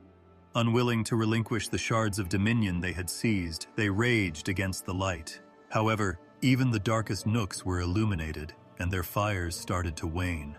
Others were bound and thrown into barren places, chains of decree keeping them there so they could no longer spread their ruin, while others were destroyed, their fire smothered into ash. The jinn were not all condemned, though. Those who had fought corruption remembered the call to obedience and maintained their humility in the face of power temptations were still among them. Although their dominion over the earth was taken away, these were spared, and their freedom of choice was maintained. Fire would no longer govern the planet. The stewardship of the world would be passed down to another creation that would emerge from the soil itself, still concealed in the center of divine intention. This change brought with it a sobering lesson. Freedom, devoid of humility, turns into a power that destroys rather than creates, a flame that consumes rather than warms. Pride and humility are two timeless traits that were reflected in the War of Fire and Dust, which was more than just a conflict between creatures. Like fire, pride rises to the top, hungry to eat, never content, and constantly trying to take more than has been offered. Despite its apparent weakness, humility is strong enough to form the basis of all life. It settles low, steady, and enduring, much like dust. The humble prevailed in that age-old battle between the pride of the jinn and the humility of the angels. This fact had repercussions because it hinted at humanity's fate, which was to be molded from dust and settled on the very ground that had been scorched by the rebellion of fire. Consider the angels' anguish as they went into combat. Violence did not uplift their hearts because angels are not hungry for victory. Their battle was an intervention to restore what had been desecrated, an act of mercy for the earth itself. They had obedience instead of hatred, and the jinn was powerless against that obedience. The angels' light was given to them because they stood in surrender, not because they wanted it. In contrast, the jinn had destroyed their own dominion in an attempt to take what was not theirs. Whereas humility promises surrender and brings victory, pride always promises freedom, but brings chains. Even now, the effects of that war are still felt. Tales of ghosts wandering the earth, of rumors in the ruins, of creatures both evil and naughty, all of them evoke the traces of that old war. A few jinn made it out alive, dispersed into invisible worlds, their fire smothered but not gone. They ceased to be kings and became vagrants, shadows of their former power. Placed on the earth, humanity would coexist with them without realizing that the ground beneath their feet held the memory of wars long since over. The jinn's struggles turned into a warning etched into the very fabric of creation. That freedom without devotion results in destruction, and that power without humility leads to downfall. The conflict between fire and dust was a turning point rather than its conclusion. It cleared the planet of corruption but left its scars intact, preparing it for what lay ahead. The angels triumphed in the unseen, but it wasn't for themselves. It was for the earth, for a tale bigger than fire or light on its own to be told. Even though the jinn were still there, their pride was diminished and their rule was overthrown. The earth's dust would rise in a new creation, weak but chosen, brittle but resilient. The conflict between fire and dust was more than just history. It was a battle-written prophecy that hinted at the difficulties that all future beings would face. Because pride still burns, humility still endures, and the conflict between angels and jinn still reverberates in every decision made by people on this planet. A meeting was called in the invisible courts of eternity, where light emanates endlessly from the Creator himself rather than being cast by the sun or flame. The The divine council was made up of creatures who had witnessed creation from the beginning, not of mortals or earthly rulers. Their very being was woven of light, and they stood in awe, innumerable. They considered obedience to be part of their nature rather than a burden, but they were still free to express their opinions despite their unwavering loyalty. The Almighty's voice broke the stillness with a statement that would reverberate throughout eternity. A new creation was to arise, formed not from fire or light, but from the very dust of the earth. The throne above all thrones shone before them. The angels were stirred by the mystery in the words. They had seen the rising of oceans, the formation of stars, the splendor of the heavens, and even the fall and rise of the jinn who had ruled the earth. Questions arose among them as they realized the mayhem that fire had caused when granted free will. Not in disobedience or rebellion, but in awe and worry. Where fire had failed, how could a creature of dust succeed? Wouldn't beings of soil and weakness falter even faster if beings of fire had turned to corruption? Will you create one who will cause bloodshed upon the earth, as those before them have done? Sounded the voices, reverent but also burdened with concern. These were questions of memory rather than pretty. The angels had witnessed the cries of fire consuming fire, the smoke clinging to the mountains, and the jinn wars. The wounds from their battle to rid the planet of corruption were still visible to them. That the all-powerful Almighty would permit yet another creature to emerge from the ashes, frail and imperfect, bearing the weight of decision, seemed odd. In their perfection, the angels were unable to understand the mystery of creating a person who was different from them and had the ability to choose between loyalty and rebellion. Their words expressed a desire to comprehend his wisdom rather than a lack of faith in his strength. In his boundless patience, the Almighty responded with truth rather than rage. "I know what you do not know." The words reverberated so forcefully that everyone who had spoken was silenced. It served as a reminder that even the purest of angels could not fully comprehend his vision, not as a rebuke. It was a plan for eternity, not just for this world. This new creature, formed from the dust, would be more than just another creator. They would carry a spirit breath from the one who gives life, a reflection of the divine image. Humanity would carry both fragility and freedom, weakness and strength, the ability to fall but also the capacity to rise higher than even the angels who doubted their existence, in contrast to the jinn who are bound by fire and the angels who are bound by loyalty. As the decree came to pass, the divine council watched in wonder. The earth's dust, the material that is trampled underfoot, would be elevated to a position of dignity. The lowest would be elevated to the highest. Because the Almighty was unveiling his nature in a new way, this mystery carried an incalculable beauty. It was a sign of great wisdom rather than weakness to create a being from soil. Because love can blossom in humility, and humility can be born in weakness. Dust in its surrender would redeem what fire had devoured in its arrogance. However, the council was unable to overlook the gravity of the decision made by man. Despite their immense strength and intelligence, the jinn had chosen to go to ruin. Wouldn't the same test cause dust to crumble even more quickly? Because they were still unable to see the story that was written in his design. The angels were silent after the Almighty's words, their awe mixed with fear. Others pondered, unable to understand how dust could ever hold glory, while others bowed in acceptance, their hearts in accord with his will. Even in heaven, not all mysteries are revealed, so the council's gravity came from this conflict between what was visible and what was concealed. Though not entirely, the Almighty gave hints of what was to come. He talked about how man has the capacity to walk closely with him, to be like him, and to procreate in accordance with his plan. He talked about the faith that would be put in them, about unblooming gardens, and about rivers that flowed abundantly.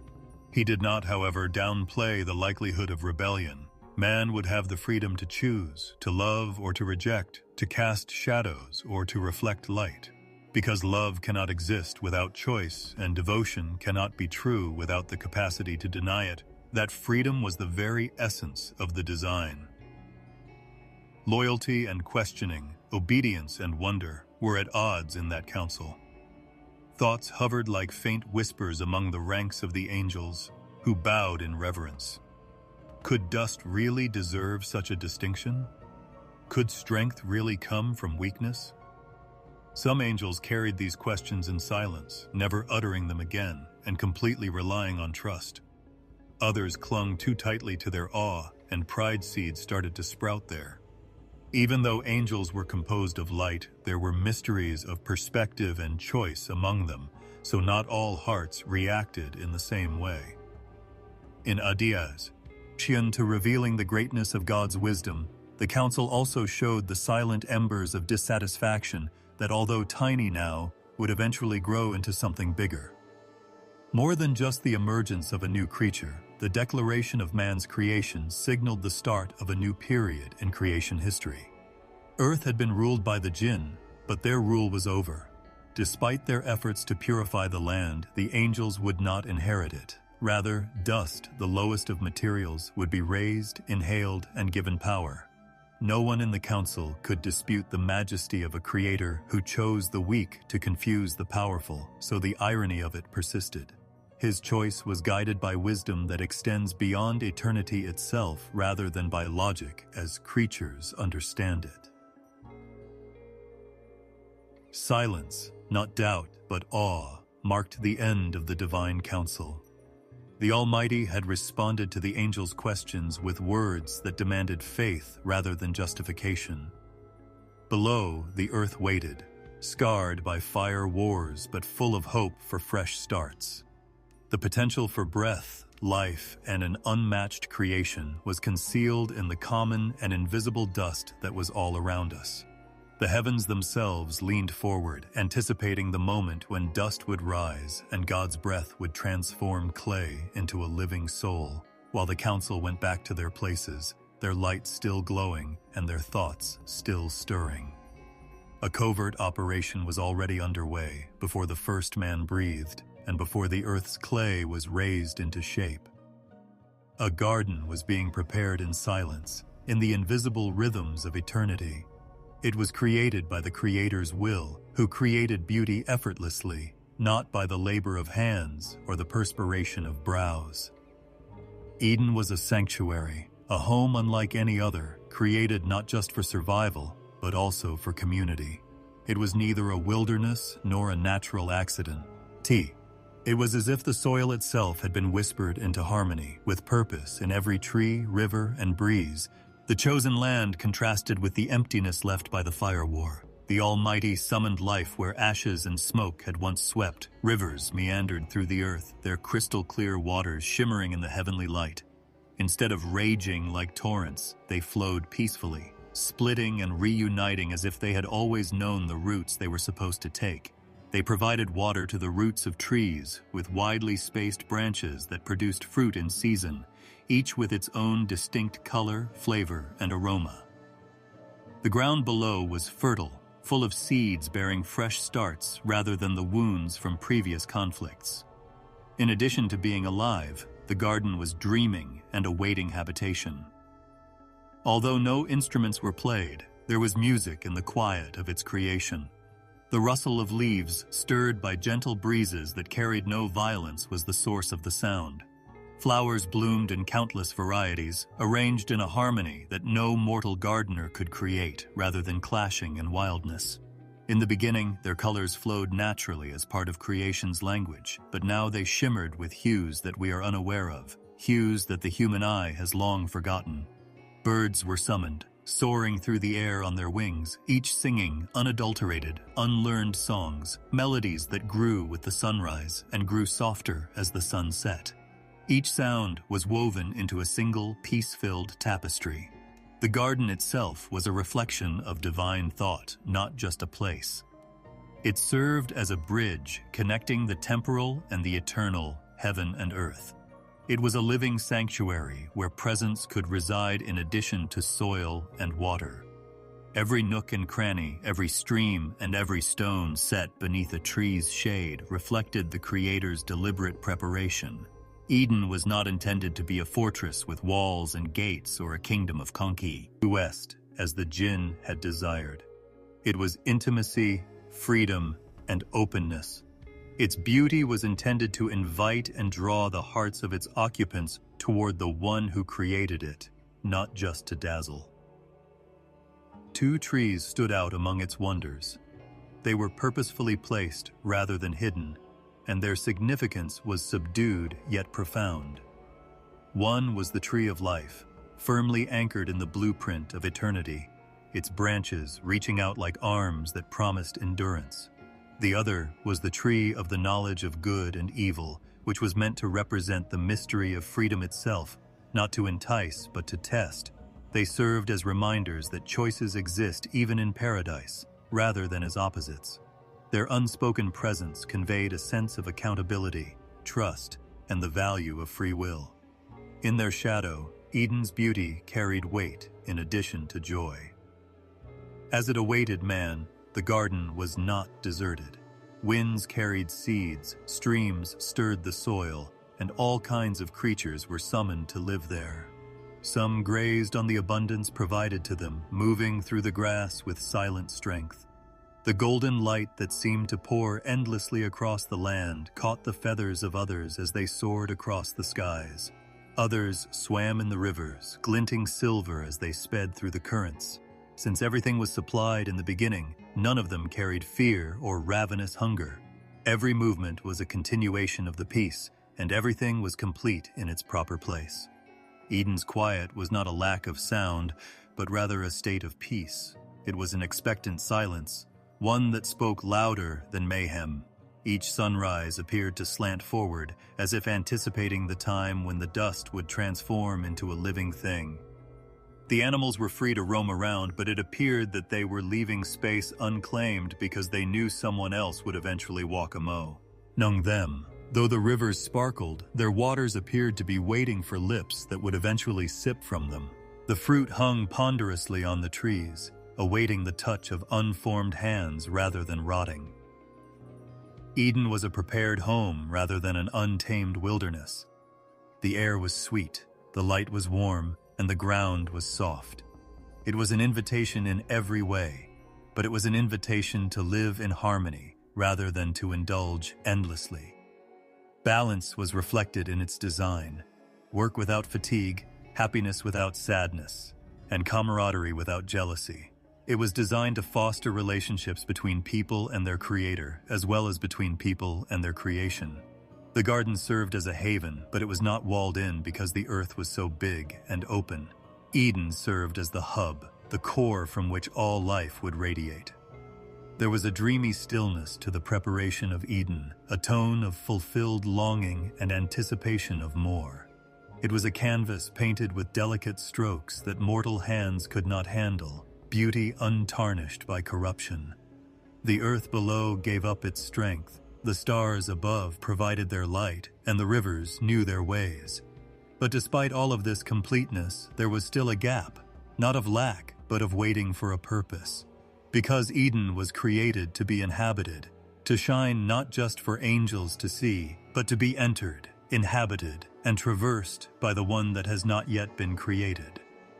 A paradox reverberated in the garden's silence. It was perfect, yet expectant, finished, yet yearning, full, yet unfinished. Every ray of light appeared to be waiting for eyes to see it. Every leaf appeared to be waiting for footsteps, and every breeze appeared to be waiting for a sigh. Eden was not just the pinnacle of creation. It was creation ready for connection. The Almighty had prepared it as a home, not as a show of strength, but as a manifestation of love. Anticipation weighed heavily on the silence, for soon the dust would be lifted, breath would be given, and the garden would hear the first human voice joining its song. The earth was silent, its soil still retaining the scars from long ago battles. However, something different from the creatures of instinct that grazed mindlessly or the beings of fire that once ruled with pride was about to emerge from that same soil. Unseen but unstoppable, a command swept through creation in the silence. A form was to be formed from dust. The ground was selected as the vessel because it was modest and unassuming. The most basic of elements, not iron, gold, or blazing fire, were chosen to carry the breath of life. It was an almost brittle decision, but within that brittleness lay a wisdom more profound than the highest of stones. The shaping started out carefully, not hastily or recklessly, but with the tenderness that only a creator could possess. The dust was compressed by invisible yet all-powerful hands that pulled it together and purposefully shaped it. The head was formed with distinctive features, the limbs were stretched, and the chest was raised. Every intricate pattern, skin fold and bone curve was intentionally drawn. Nothing happened by chance or accident. A figure emerged from the lifeless dust, waiting, not yet alive but already fully formed in form.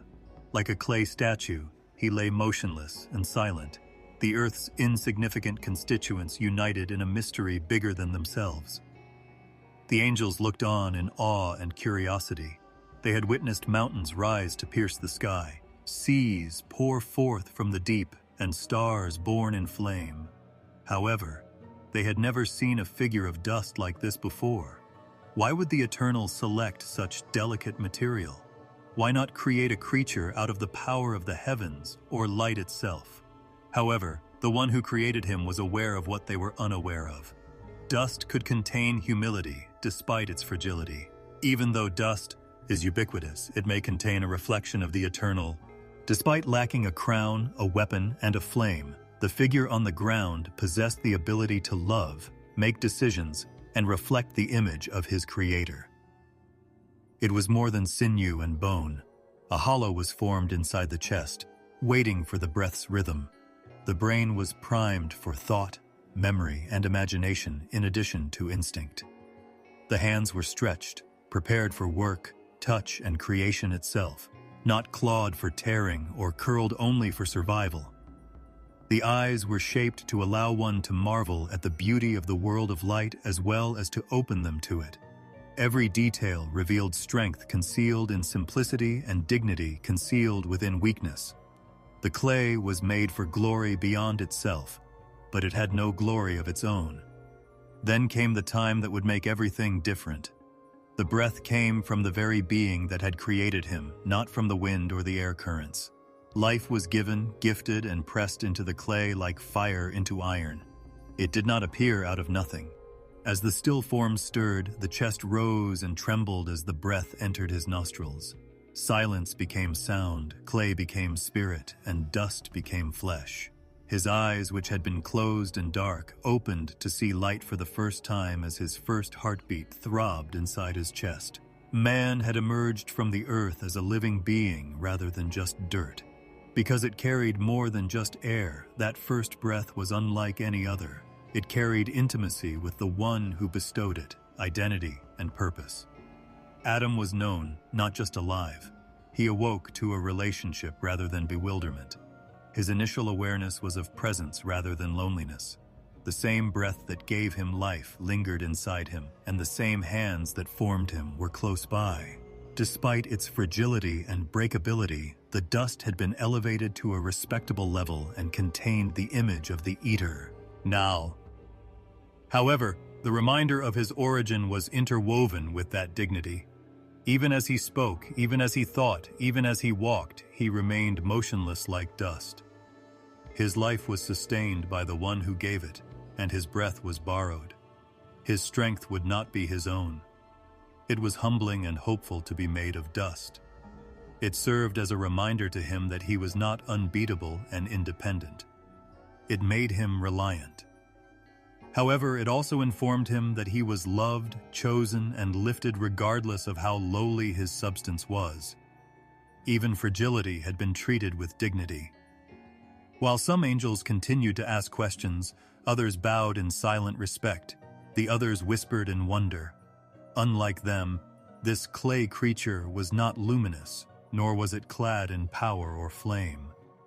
He did, however, carry something deeper: freedom. The gleam of choice was in his eyes, but they had just opened. Either he could turn away, or he could love. He could either construct or demolish. He was not restrained like the animals, or propelled along their paths like the stars. Yes, he was dust. But he was dust, with a will and a destiny. The silently prepared garden now had its occupant. Adam stood, shaky, but full of wonder. He looked at the fruit-laden trees, the glistening rivers, and the fearless creatures. He must have been in awe of every sight because he had no past to divert his attention or memory to compare. Every sound, every leaf, and every water ripple was novel. He was created to dwell, to care, to live in balance with what was provided rather than to wander aimlessly. Once dead clay, his hands now extended to touch creation, and creation accepted him as its custodian. However, the reality of his character continued to reverberate quietly as he moved. Dust. He would be reminded of that word throughout his life, not as a curse. He would eventually sink back to the earth, but the soil was never his only value. His worth was found in the relationship he maintained, the image he conveyed, and the breath he breathed. It was not weakness, but design that made him vulnerable. He would learn humility from fragility, dependence from limitation, and the pursuit of eternity from mortality. Therefore, Adam's beginning also reflects us. Like grass that withers in the wind, we are also dust, brittle and transient.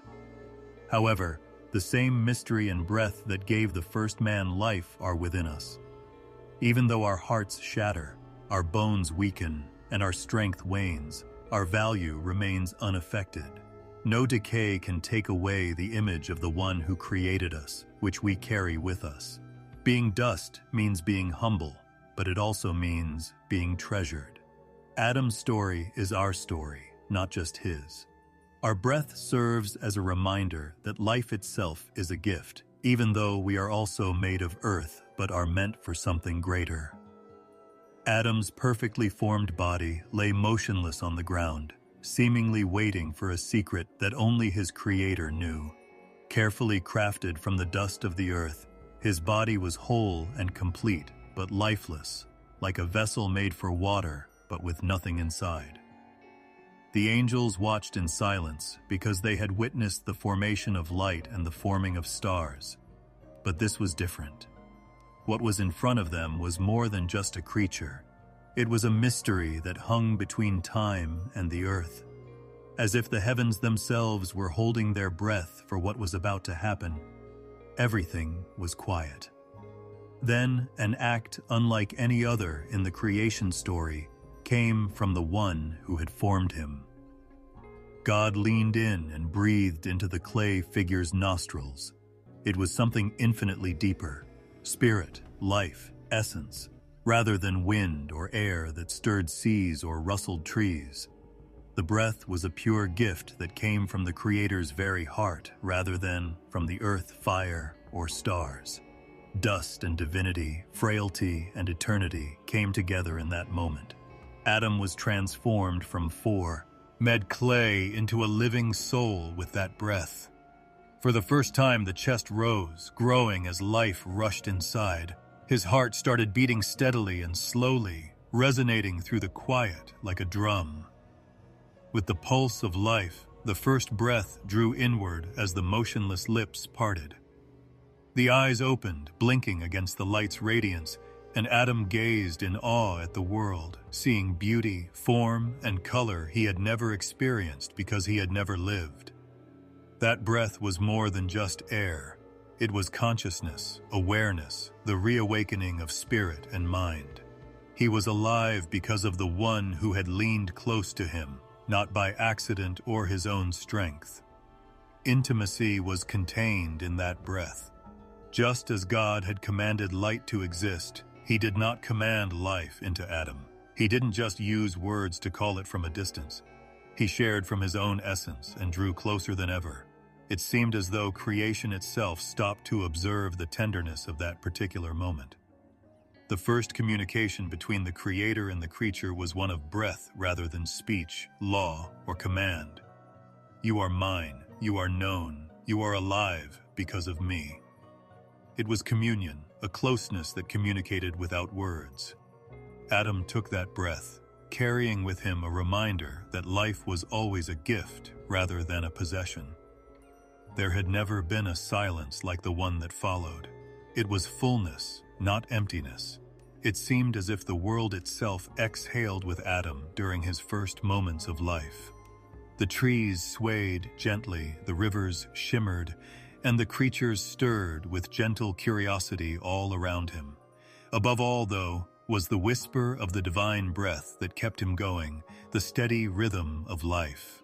Every breath reminded him of its origin, and every heartbeat had its echo. The gift was continuous, a rhythm maintained by the giver, rather than being given once and taken a turn way. Adam must have realized how fragile he was as he stood up, his movements slow and unfamiliar. Despite its strength, his body was not indestructible. Despite being real, his strength was limited. But there was something eternal burning in his chest. The breath linked him to the heavens from which it originated, as well as to the ground from which he was carried. The greatness of spirit and the lowliness of dust met in him. He was alive to think, to make decisions, to connect, not just to walk and eat. Both his body and soul had been awakened by the breath. The angels were amazed by him, and some of them bowed low, realizing that Adam was unique because of this breath. He was not like the jinn, who were flaming with fire but had rebellion in their souls, or the beasts, who only followed their instincts. He was unique, weak but dignified, frail yet selected. His breath gave him freedom, the ability to love, and the ability to reflect his Creator. Even though the breath itself was God's, Adam was given it freely and without charge, because to breathe meant to be under the care of the one who bestowed it. That gift was both an honor and a responsibility. Adam must have been in awe during his first moments of consciousness. One by one, his senses began to open up. The warmth of the light on his skin, the scent of the garden on the wind, and the feel of the soft soil beneath him. Every sight and sound was fresh, untarnished by fear or recollection. The internal knowledge that he was alive, however, was at the center of everything. That insight was a gift in and of itself. Life was a gift that was gently placed inside of him rather than something he had earned or sought. Every heartbeat was a silent hymn of thanksgiving, and every breath served as a reminder of grace. Not only did Adam's story begin with the breath of life, but so did ours. Because everyone who followed him reads that same rhythm, that same reminder of gift and fragility. The one who breathed into dust is the one who sustains every breath we take, though we don't give it much thought. Every breath we take is a miracle, a continuation of that initial gift from long ago. In this sense, the story of Adam is always with us. It is a part of our hearts beating, our lungs, and the rise and fall of our chests. Knowing that life is a gift brings about a profound sense of tranquility. It releases us from the delusion that we are self-created or that our existence is a result of our own efforts. The breath serves as a reminder that we are known, supported, and held. The breath of life ties us to something much bigger, despite our weakness and the transient nature of our days. It hints that our very existence is an act of love rather than a coincidence. Every exhale releases us into trust, and every inhalation brings us one step closer to that truth. The same God who leaned near Adam is still close enough to support us throughout our entire existence. One of the most delicate mysteries of creation is the tale of the breath of life. It describes a God who is not far away, who creates and then withdraws, but who stoops to share his essence with people made of earth. It describes a beginning that was characterized by peace, intimacy, and gift rather than chaos or violence. And that breath serves as a reminder of who we are, dust but alive, brittle but cherished, limited but with the whisper of eternity inside us. As Adam strolled through the garden, he marveled at the abundance of creation, taking in the rushing rivers, the tall trees, and the innumerable creatures that all moved in unison. Nevertheless, he felt unfulfilled, despite the abundance of beauty all around him. He gave the animals names, each one standing before him like a riddle to be solved. But none of them embodied who he was. They were wonderful in their own right, purposefully and diversely created, but they were not his equal, not a companion who could share his thoughts, his soul, or his awe of the Creator. Adam felt a silent pain, the knowledge that he was alone, even though he was surrounded by life. At that moment, God, who had a deeper vision than Adam, proclaimed that man should not be left alone. The need for companionship, a shared existence, and communion that transcended isolation was woven into the very fabric of life by the Creator from the very beginning. The trees grew together in forests, not alone. The animals traveled in herds, flocks, and pairs, and there were many stars, not just one. Similarly, man was not intended to stand alone. In the center of creation, there was still a friendship that was just waiting to be discovered. Adam experienced a deep sleep that was more like a gentle plunge into silence than the rest that rejuvenated him, as if he were being carried into a mystery he was still unable to fully understand. As he lay in that peaceful sleep, God approached once more with the care of a craftsman molding something holy. The Creator created another, delicate yet strong, different yet identical, from Adam's very side, from his own being. In order for her to have an unbreakable bond with Adam, she was taken from living flesh rather than the dust, as Adam was. The pain of loneliness vanished as Adam woke up, to be replaced by wonder at what he saw. Eve was there, glowing and brand new, but he recognized her as if he had known her for ages.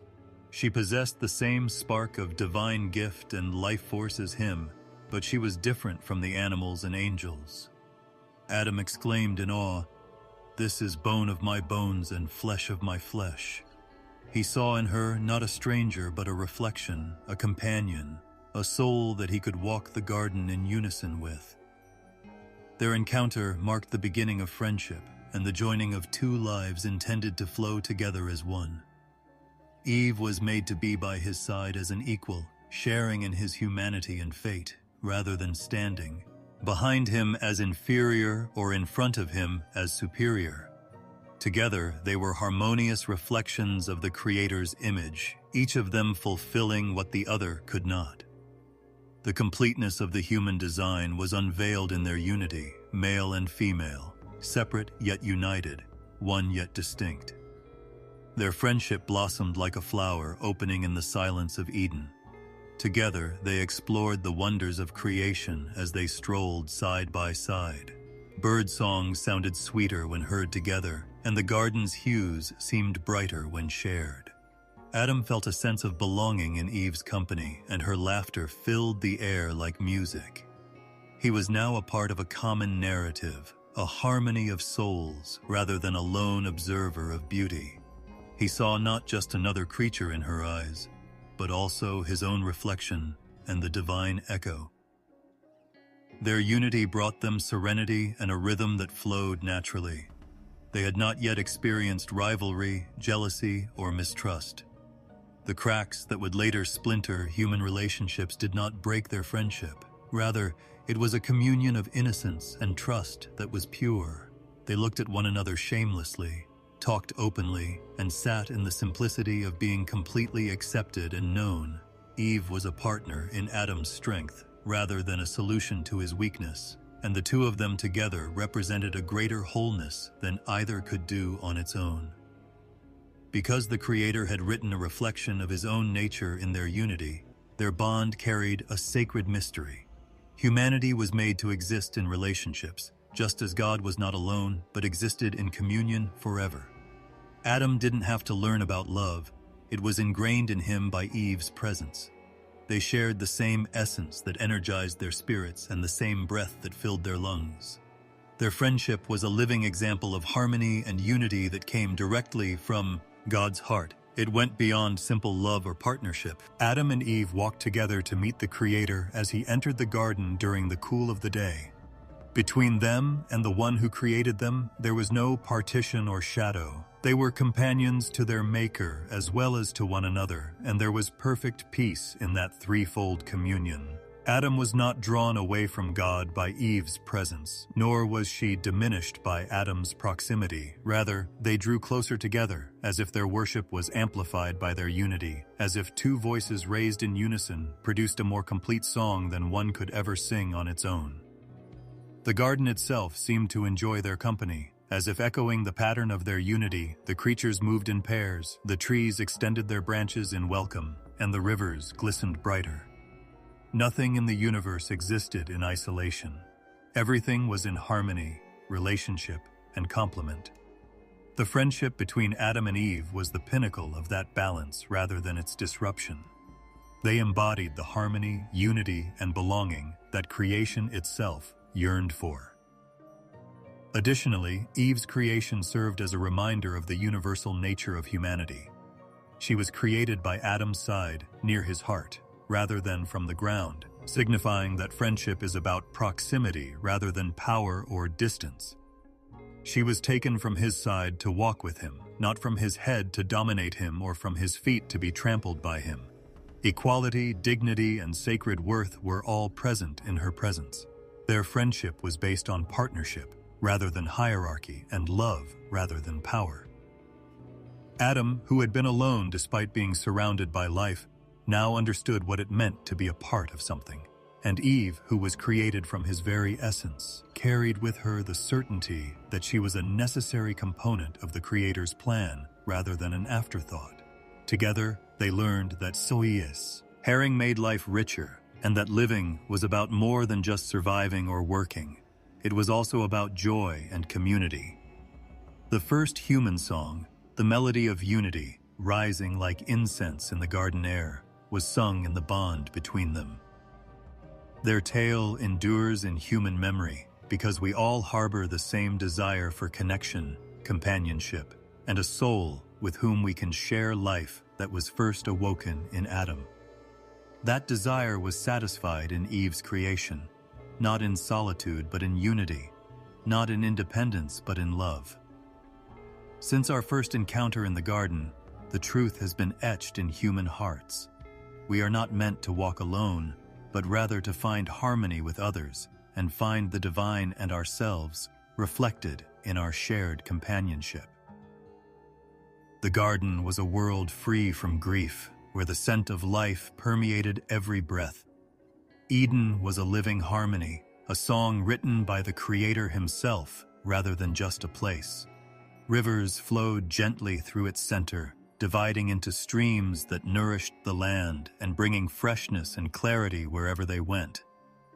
Their waters, which wound silvery paths through groves of fruit-bearing trees, glistened in the sunlight. Each tree stood differently, its leaves rustling with gentle music whenever the breeze stirred them, its branches swaying as if they were whispering secrets of joy. Only the eternal bloom of life, unbroken by time, was present. There was neither withering nor decay. Each note of the bird's endless song flowed into the next like threads woven into a tapestry of sound. When the first golden light spilled across the horizon at dawn, their voices rose, and as the sky grew darker and the stars appeared like strewn jewels, they fell silent. Lions rested contentedly next to the gazelle, their power no longer a danger but a soft mirror of the peace that embraced all living things. Movement filled the air, but their way is no mayhem or strife, only harmony, as if all of creation understood its role and celebrated it. As though they were a part of the music, Adam and Eve moved in harmony with it. Instead of upsetting the soil with their footsteps, the ground embraced them, and the grass bowed and bounced back as if delighted to see them. The sound of running water, dove calls, and the silence of leaves were all mingled with their laughter. They had the right to taste every fruit that grew and to appreciate every flower. Since there was only one thing that was prohibited, plenty surrounded them without concern for scarcity. Nothing in Eden foreshadowed the conflict that would eventually overshadow the planet, so they were free and worry-free. Eden's light was soft. It never burned or faded. The fields and rivers were painted with golden hues as the sun poured warmth without being harsh. At night, the moon's silvery radiance enveloped the garden in tranquility, while the stars glowed like watchful eyes, each one a beacon of peace. Even the quiet of Eden was filled with a quiet comfort, as if the Creator's presence persisted in every breeze and shadow, so there was no fear of the dark or dread of the night. In this common paradise, the animals gathered around Adam and Eve as friends rather than subjects. Unfazed by the lion nearby, the deer stopped by the river to drink. The eagle soared above Adam's head, and the lamb nuzzled at Eve's hand. None of them posed a threat. They all belonged. Strength and gentleness coexisted in the order of creation, which was a harmony of existence rather than a hierarchy of fear. Each petal, blade of grass, and plant had its own unique beauty, but none of them could match the others. The lily was not eclipsed by the rose, and the willow was not quieted by the oak.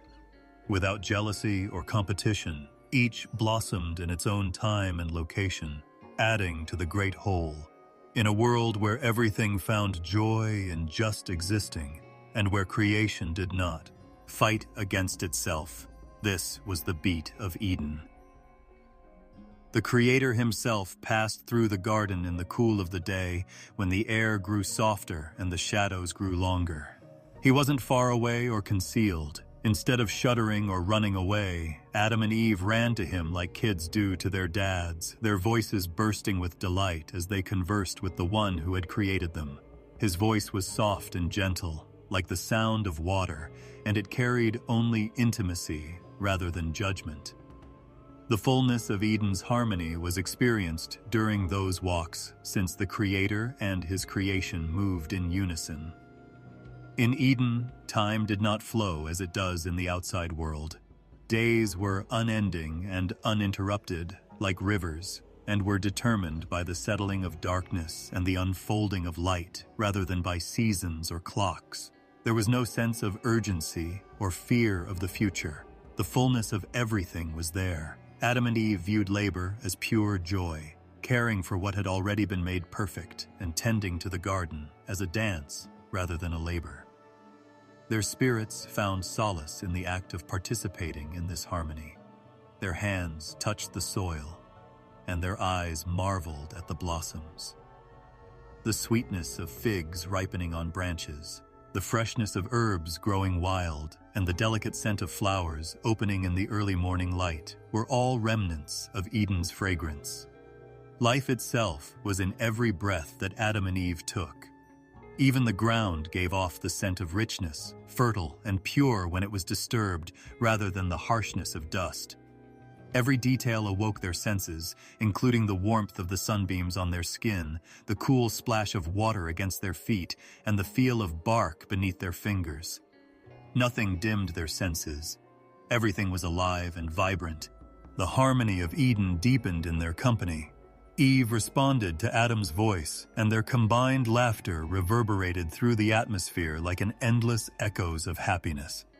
Together, they made discoveries, shared knowledge, and found comfort in the knowledge that they were not alone. Every word they exchanged was devoid of malice, and every look they exchanged was devoid of suspicion or fear. Love was a constant reality that flowed through the land as naturally as rivers, rather than a goal. The tall trees in the middle of the garden seemed to reach the sky with their branches. One of them bore life itself, a promise of eternity. The tree of the knowledge of good and evil, which stood nearby, was distinguished by a mystery that Adam and Eve were still unable to understand. They didn't hunger for it because they had all the other fruits and all the other pleasures. Their hearts were kept happy by the abundance all around them, and they lived without yearning for what was denied them. Even Eden's quiet had a gentle rhythm that conveyed a sense of tranquility.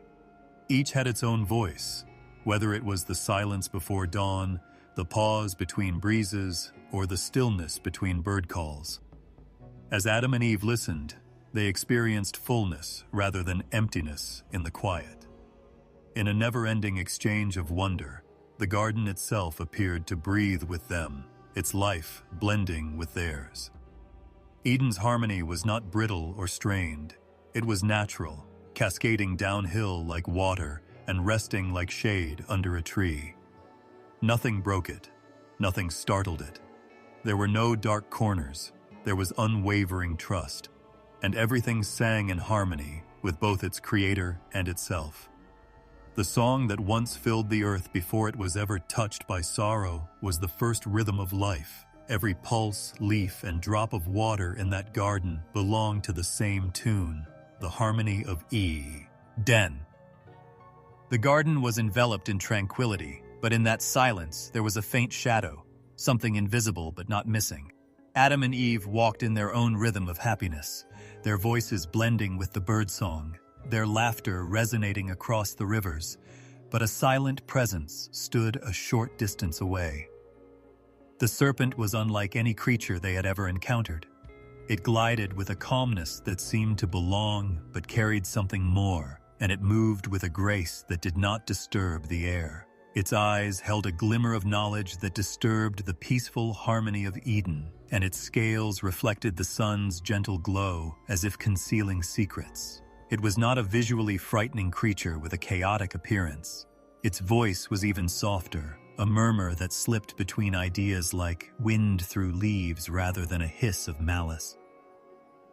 It approached patiently rather than abruptly, as if it had waited for the ideal time, the quiet hour when Eve was strolling close to the tree that stood apart. The fruit of that tree, untouched but plentiful, was glowing with ripeness as its branches reached high. Eve's eyes lingered, not out of desire, but out of curiosity, the same awe that awoke inside her every time she came across something she didn't fully understand. The serpent spoke in that hush of contemplation. Its words were soft rather than abrasive, neither demanding nor threatening. "Has God really said you must not eat of every tree?" it asked simply. A question that is full of suggestions, but not orders.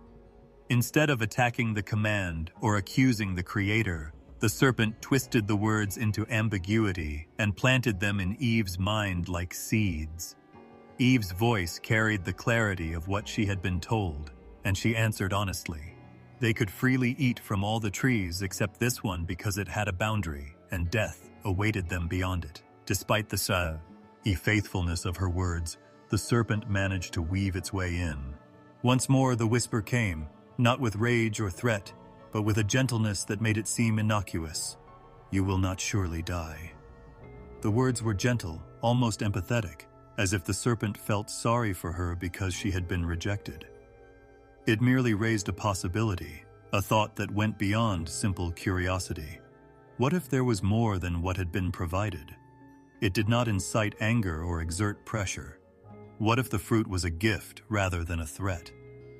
Like water seeping into soil, the whisper found its way into Eve's heart.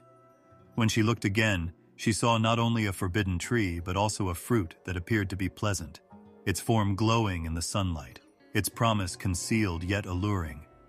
The serpent's words portrayed it as a key, a gateway to knowledge, and an opportunity to become more rather than as poison. It talked about wisdom waiting, eyes being opened, and resemblance to God. It was a subtle but sharp suggestion. Why stay as the created when she could become the creator? The serpent's voice evoked a thought that lingered, a possibility that shimmered like the fruit itself, but it carried no cruelty or harshness. The harmony of the garden shook in that instant, but it did not shatter. With her heart divided between desire and trust, Eve's hand lingered. She had received a clear command, but temptation is rarely about clarity. Rather, it is about the stirring of something that seems reasonable, even lovely. She was moved by more than just hunger because she owned every fruit in the garden. The idea of becoming more, of going beyond what was provided for her, of tasting what had been set apart, moved her. Her fingers touched the fruit's skin, which felt cool to the touch and smooth as if it had been waiting for her. Silent now, having already planted its purpose, the serpent watched. Temptation waits and whispers rather than shouting. As Eve plucked, ate the fruit from its branch. Her breath slowed, and everything in the universe appeared to stop for a second. The birds continued to sing and the rivers continued to flow, but a hush fell over their melodies. A rich, sharp sweetness, unlike anything she had ever experienced, filled her mouth as she raised the fruit to her lips and took a bite. In that moment, the taste was not death, but awakening, a chilling sensation that was both amazing and uncanny. Her eyes were no longer merely innocent as she turned to face Adam. They were touched by something fresh and significant. He ate without question after she gave it to him. The act was silent, uncomplicated, and went unnoticed by the surrounding rivers and trees. But then, like a tremor under the ground, a subtle but profound change swept through Eden. As the serpent had promised, their eyes were opened, but instead of seeing glory or a representation of God, they saw themselves, their vulnerability and nudity abruptly revealed. For the first time, they felt ashamed, and the harmony that had once clad them now seemed to be gone. Desperate to hide something they had never considered hiding, they woven leaves together. Knowledge had arrived, as the serpent had promised, but it was not the liberation they had hoped for. Rather, it was the burden of realizing they had betrayed their trust. Not just in that garden, but in every heart as well. The whisper of the serpent reverberates. Temptation is not always accompanied by thunder or danger. It frequently arrives subtly, presenting an alluring, innocuous, or even lovely offering. It satisfies our desire for greater knowledge, authority, and control rather than our need to survive. It conveys the idea that freedom is just over the line. We are instructed not to cross, portrays commands as chains, and frames boundaries as restrictions. Like Eve, we find ourselves examining what is prohibited and questioning why we shouldn't reach for it rather than why it is prohibited. Temptation has a gentleness to it, a calmness that gives it a sense of security. It usually lulls us with suggestion rather than with force. It teaches us that we are entitled to more, that withholding is unjust, and that the wealth offered in secret is greater than the abundance that has been bestowed. It sows doubtful seeds, tiny at first but sufficient to develop into dissatisfaction. The voice of the serpent and the echoes of our own desires, yearning for what is just out of reach, are both audible in those whispers. We are not far from the serpent's story. It lingers in the decisions we make and the times we face our own decision trees. Even though we have clear boundaries in front of us, the whisper always asks, why not? What if? What harm could it cause? The promise feels good, the fruit shines brightly, and the time before making a decision seems endless. And like Eve, we frequently reach out with the idea that maybe there is more out there, rather than with a spirit of rebellion. The serpent merely awakens what is already inside of us.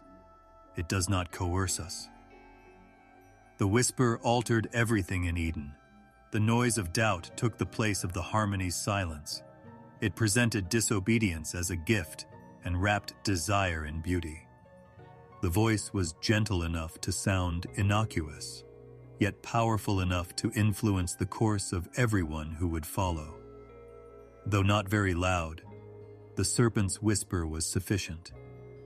And yet it is sufficient, slipping through the ages, entering each soul, waiting with the same gentle patience, posing the same query, presenting the same temptation. What if? The light in the garden was the same as it had always been, but something had changed. Once effortless and pure, the air now seemed to be burdened by an invisible burden.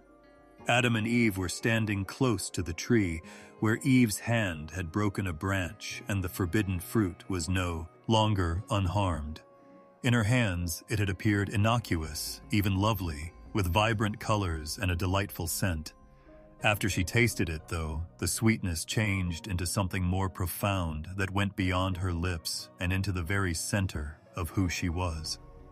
She experienced a sudden surge of strange, overwhelming, and nearly intoxicating thoughts as her spirit stretched into new awareness.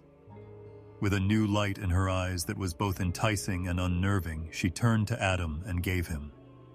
He ate without hesitation as well, the taste heavy and warm in his mouth, leaving behind a piercing clarity that was impossible to undo instead of delight. Their innocence vanished in that moment, dissolving like mist before the rising sun. The world around them no longer felt the same, even though the rivers, trees, and birds all continued to flow and sway. Now that their eyes were open in previously unknown ways, they could see not only beauty, but also the shadow that lurked behind it. For the first time, their gaze was not straightforward or unrestrained as they gazed at one another. Barriers had once been unnecessary, but now there was a searing self-consciousness, an exposure that went beyond the skin. Once a sign of transparency and trust, their nudity now felt like an open wound. Hurrying to hide their embarrassment, they stitched fig leaves together to create clothing that would protect them from one another's stares. A decision that could not be reversed caused the harmony that had characterized Eden to shudder. The act, the reaching beyond trust, the step outside the boundaries set by their creator, was what had such power, not the fruit itself. The fall was caused by disobedience, or choosing to believe the serpent's whisper over God's command. The fruit was merely the vessel. Not only did that event change their lives, but it also changed the course of everyone who came after. Fear crept into their hearts for the first time. Fear of being recognized, fear of being seen, and fear of what might happen next. What had been a haven of tranquility turned into a hiding place. Their joy, the moment they eagerly awaited, the presence that brought them peace, had always been the sound of the Lord walking in the garden. Now, though, they were terrified by the same sound. Their breaths were shallow, and their hearts were pounding as they hid among the trees. "Where are you?" the Creator called, tenderly rather than thunderously. The question was shaped by an invitation rather than ignorance, a chance for them to come clean, confess, and come back. However, their response was tinged with anxiety. Adam's voice wavered as he described his nudity, as if the Creator, who had created him, was unaware of it already. The Lord posed the heartbreaking query, "Who told you that you were naked? Have you consumed any food from the tree I told you not to?" It was an opportunity to be truthful and accept accountability. But blame replaced honesty in the new world of shame. Adam defended himself by pointing to Eve, not out of love, and even shifted the blame to God. "The woman you gave me, she gave me of the tree." Eve then pointed to the serpent. "The serpent deceived me, and I ate." What had been unity turned into division, as each person tried to find a way out and shift the burden away from themselves. When the Creator spoke judgment, his voice was filled with sorrow. Once subtle and cunning, the serpent was thrown down and cursed to crawl on its belly, its shape serving as a constant reminder of dishonesty. Eve, who had aimed higher, would now experience the intense agony of childbirth, her body carrying the burden of both joy and grief. Adam would now have to work for his bread after taking and eating it, with the ground itself opposing him, and thorns and thistles emerging from the once rich and cooperative soil. Death appeared where only life had been promised. It was certain within a few days, but not immediately in the physical world. Although it was no longer theirs, the garden was still lovely. However, there was a thread of mercy even in judgment. For Adam and Eve, the Creator created clothing out of skins, a covering that required expense and attention, rather than hurriedly stitched leaves. Despite their disobedience, it was a compassionate gesture that showed that they were not abandoned, even though their innocence had been lost. The consequences of their actions still weighed heavily on them. Even as they remained inside its boundaries, Eden, which had once been their home, began to fade into memory. Soon the gate would close, and they would not be able to find the way back. The fall was about what was lost after eating, not just about the act itself. Peace gave way to fear, harmony was shattered, and trust was shattered. Their open communion became hidden, their joy became trembling, and the intimacy they had shared with their Creator was now obscured by distance. They had reached for knowledge, and it had come to them in a different form than they had anticipated. They witnessed both good and evil, but the burden of their sight was too great to handle. They discovered bondage, despite the serpent's promise of freedom. He had talked about becoming like God, but instead they found their own frailties exposed. There was no noise or violence in the first fall. With a bite of fruit and a decision that seemed insignificant at the time but had eternal consequences, it arrived subtly. It appeared as a suggestion, a whisper, or a desire that seemed innocuous but was tinged with destruction. They achieved it by merely putting their will above the will of the one who had created them.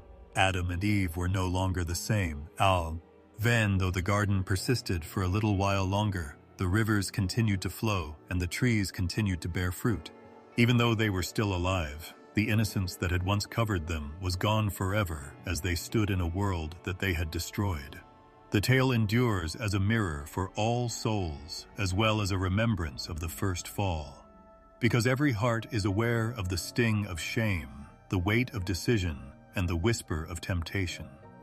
Everybody has experienced the allure of desire and the pain of regret, as well as standing in front of a forbidden tree.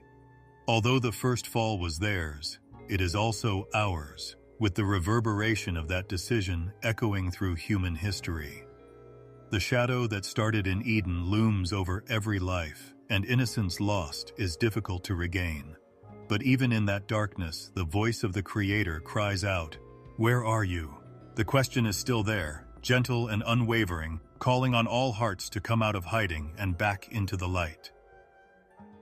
The garden, which had once been the source of all their happiness, stopped opening to them at that point. With cherubim and a flaming sword flashing to prevent their return, the gates that had embraced Adam and Eve since their very first breath now stood guarded, radiant, and impenetrable. The softness of the grass underfoot, the sound of rushing waters, and the aroma of blossoms were all still visible but inaccessible. A vast, uncharted land lay ahead of them, and what had been home was now only a memory. They walked forward with heavy steps, their hearts trembling before what lay ahead and yearning for what was behind. They went from easy peace to the unknown trials of the outside world, from innocence to struggle, and the exile was more than just a change of location. Outside Eden, the air was different. It had a bite and a rawness the garden had never experienced. The light was not as soft, and the ground beneath their feet was not as soft. Every breath seemed to serve as a reminder that the ideal equilibrium of the Creator's first home was no longer there to protect them. However, they also felt the burden of responsibility bearing down on them in this strange environment.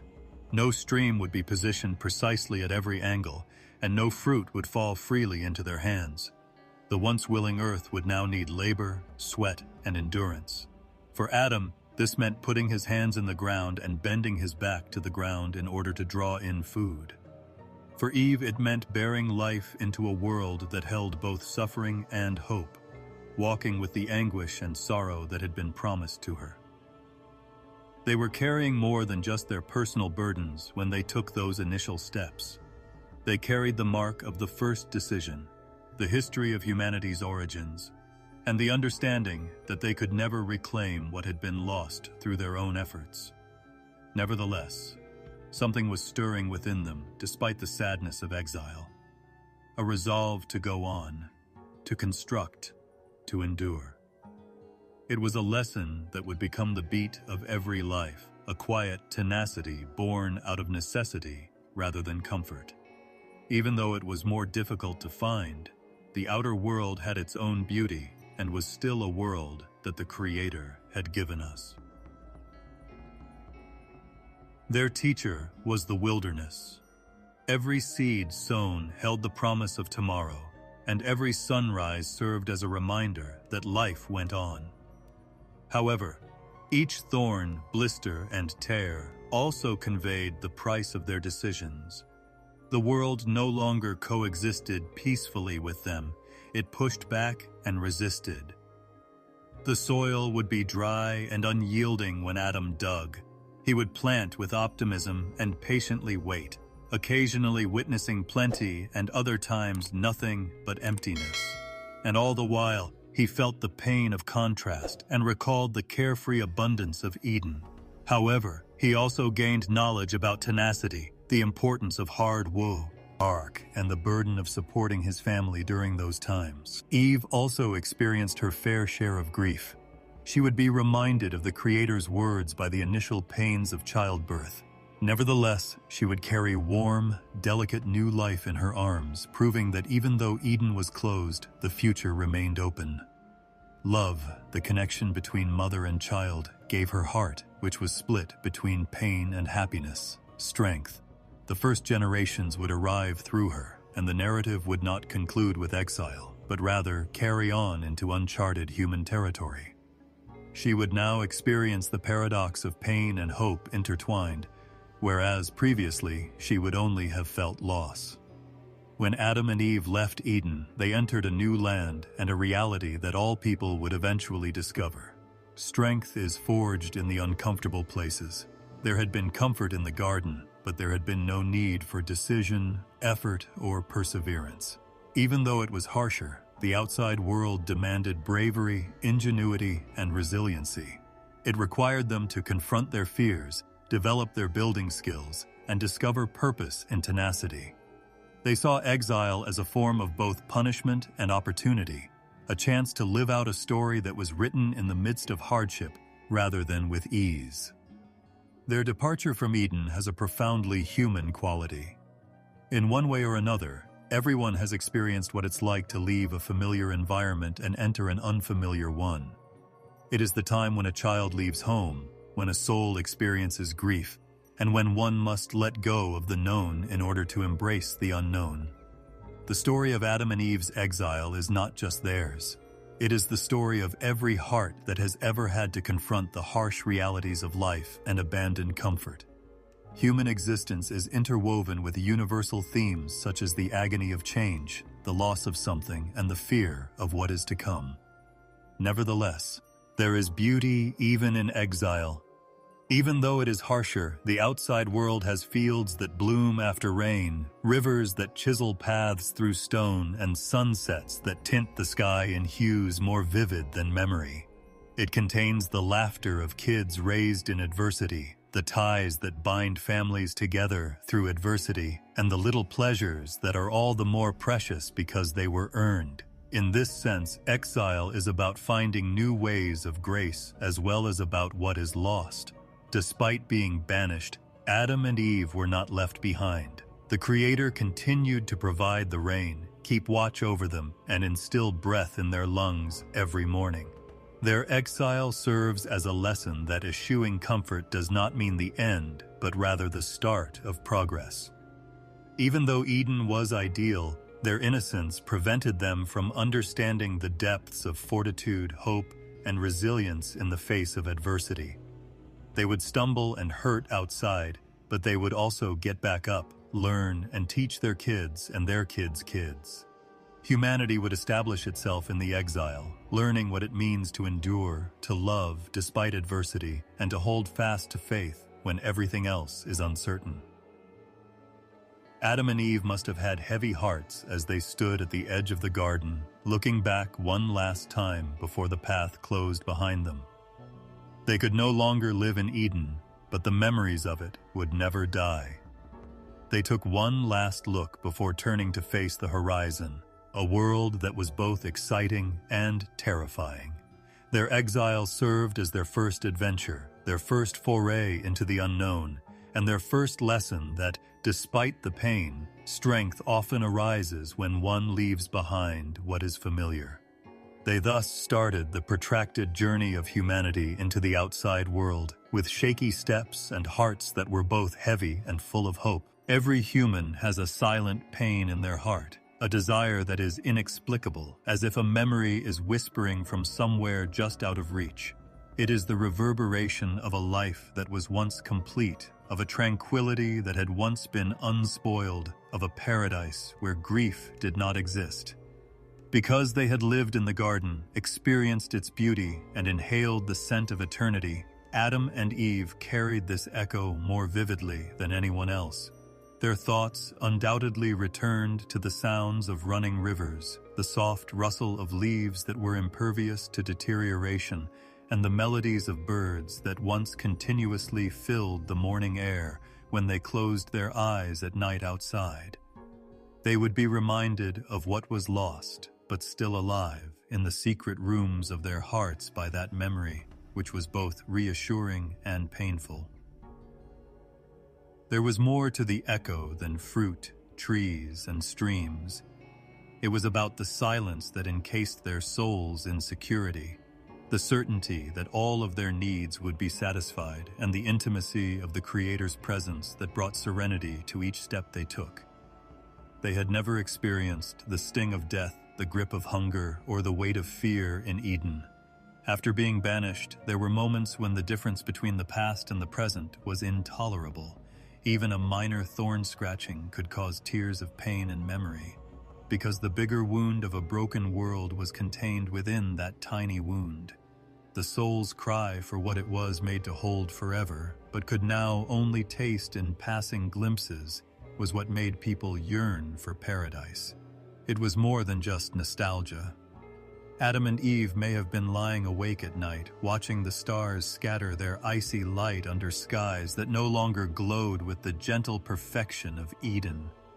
They were both amazed and saddened by those lights, which were so far away and enigmatic as Teat, hey, brought to mind the separation between themselves and the divine closeness they had previously experienced. It's possible that sleep transported them back to the garden in their dreams, where harmony permeated every glance and beauty cushioned every step. It must have been a painful experience to wake up from such dreams, like witnessing a sunrise only to discover it disappears before the day even starts. The feeling that something priceless had escaped their grasp, that soft sorrow, became their ever-present companion. Their desire for paradise was not unique to them. It became a common thread that connected all generations. Every cry shed for things that ought to have been different, every soul that feels empty, and every heart that longs for rest all whisper back to Eden. The same echo Adam and Eve experienced when the garden's gates closed behind them is the pain we bear when love is lost, peace is broken, and time takes away people we love.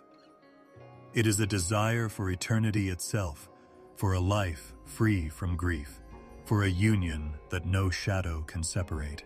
Even though the echo is faint, it never goes away.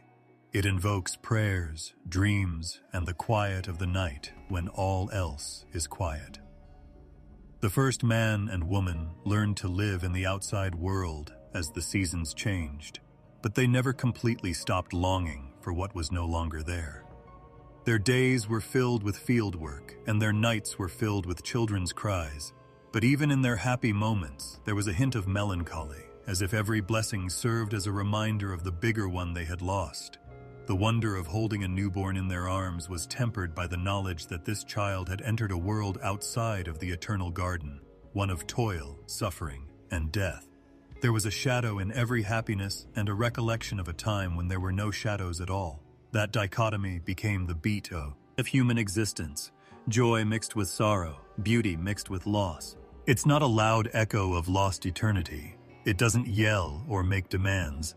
Like a faint chord of distant music, it lingers subtly. It can be heard in the quiet of a moonlit night, in the sound of a breeze blowing through trees, or in the pain of a heart that yearns for something greater than this world has to offer. It was constant for Adam and Eve. They saw beauty in the rivers outside of Eden, but not the same perfection as the 4 rivers that once flowed through their first house. Fruit from their labor was nourishing when they tasted it, but it was never as sweet as the fruit that was freely available in the garden. They were reminded that what they really desired was out of their grasp by the incompleteness that accompanied every positive thing they discovered. A profound humility resulted from that desire. They discovered that nothing could replace what had been lost, no matter how much they collected or constructed. Eden was the touch of eternity itself, not a place they could recreate with clay hands. This reality taught them that longing itself has purpose and compelled them to adopt a posture of silent introspection. Because desire points upward, toward the promise of something bigger above the dust and labor. Even in grief, the longing for paradise turned into a kind of hope, a reminder that they had once been perfected by the Creator, and that the human soul could never forget that. The echo of lost eternity eventually turned into a soothing, bittersweet lullaby that served as a reminder of their starting point. Their lives were molded by a gentle melancholy rather than a severe torment. Perhaps they told their kids stories about the garden while they sat by the fire at night, not only to preserve the beauty of the past, but also to rekindle the hope that humanity might eventually return to something akin to it. Listening with wide eyes, the kids would drift off to sleep, dreaming of trees that never died and rivers that gleamed like crystal. Despite their inability to enter Eden, the longing was passed down from one generation to the next, and the memory endured through storytelling. We can still hear the echo. It lies quietly in our hearts when we look at sunsets that seem too lovely to pass away, when we experience the momentary happiness of love that we wish would never end, and when we realize in the stillness of the night that life was supposed to be more than hardship and grief. The memory of a garden we never fully understood but still long for is carried within us like a gentle pull, a reminder that we are exiles traversing the outside world. The sadness that accompanies this desire is not hopelessness, but rather a mild ache that keeps us looking, reaching, and holding on to the hope that the eternity that was lost is still waiting beyond the passing of time. Thus, the song of humanity was transformed from the echo of lost eternity. It was the first melody to emerge from outside the garden, and despite being sung in grief, it contained the gentleness of hope. The sound became a chorus that never stopped when every sigh, tear, and muttered prayer joined it. It was the pain of memory for Adam and Eve. It is the pain of longing for us. However, it is the same song for everyone. A subdued reminder that we were created for something greater than this short life, and that our yearning is not a void, but rather a soft voice beckoning us back to the eternity we lost and still hope to reclaim. Like the first shadow cast after a golden sun sets, the tale of Cain and Abel rises. It is the point at which the seeds of human frailty began to grow into their first tragic bloom, demonstrating that the exile from paradise involved more than just leaving a place. It also involved carrying a battle that would rage forever inside a person's heart. The hope that life outside of Eden would still be beautiful, that their children would live in harmony, and maybe even that the pain of what was lost would be lessened through them came with Adam and Eve's sons. However, envy, pride, and a restlessness that pitted light against darkness and brother against brother grew in that same soil of hope. The eldest child, Cain, was robust and steady during labor. He tilled the soil and enticed food from the once free-flowing soil. The younger Abel followed a kinder route, caring for flocks, leading sheep through fields, and hearing the lowing of animals entrusted to his care. Despite having the same parents, they had different personalities, different responsibilities, and different talents. From the outside, it appeared that life could continue to be straightforward, with each son playing his part and helping the family survive. However, beneath the surface were feelings that were more profound than the soil Cain worked with and that would eventually sever the blood tie. Light and shadow first clashed at the moment of offering. Every brother presented the results of his work to the Creator. Cain brought the harvest and grains he had forcibly removed from the uncooperative ground. The best parts of his flock were reverently set aside, and Abel brought the firstborn. More than presents, the attitude of their hearts was exposed in those offerings. Whereas Cain's heart was heavy with what might have been pride, resentment, or a sense of duty rather than devotion, Abel gave freely and without reservation. Something new thickened the air when the Creator viewed Abel's offering favorably, but not Cain's. In addition to disappointment, Cain's thoughts and soul were consumed by a burning sense of jealousy. At first, jealousy is a subtle emotion. It starts out as a whisper, a question. Why not me? Why is one effort praised while mine is ignored? Cain struggled with that question, but rather than allowing it to fade away like a passing shadow, he let it fester and take root in resentment. The more he observed Abel, the more he saw competition rather than kinship, a rival rather than a brother. The echo of paradise, which was still faintly present in their parents' memories, was now muffled by the pounding heart of envy, and the warmth of brotherhood turned cold. Darkness found a home in Cain's quiet. Cain was not abandoned by the Creator. He heard a gentle but firm voice telling him to control what was stirring inside of him. Will you be rejected if you act morally? But if you don't, sin is skulking at your door. It wants you, but you have to control it. This wasn't just an order. It was a request, an opportunity for Cain to choose light over darkness. However, the warning reached ears that were already tainted by bitterness. Cain's heart was too heavy to take in the sound. Everybody fights the battle between light and darkness, not just Cain. As old as this first tale of brothers is the desire to lash out when ignored, to be angry at the one who succeeds while we fail. Cain's tragedy was not that he was envious, but rather that he allowed it to control him. The moment of decision turned into the moment of devastation out in the fields where Abel cared for his sheep. There, away from family scrutiny and the security of home, Cain enticed his brother. Perhaps there were words exchanged, or maybe there was silence, but what came next was the first human blood spill. In an act that could never be reversed, Cain rebelled against Abel, severing the brotherhood. After drinking Abel's blood, the ground, which was already cursed because of Eden's loss, seemed to tremble under the weight of that deed. The darkness of one brother's soul grew unrecognizable, while the light of another brother's life was extinguished. This moment is filled with unfathomable sorrow. Imagine Adam and Eve, who once lived perfect lives, witnessing the murder of one son and the loss of the other to hatred. Parents who had already lost paradise were now grieving more deeply as their family broke apart in ways they were unable to repair.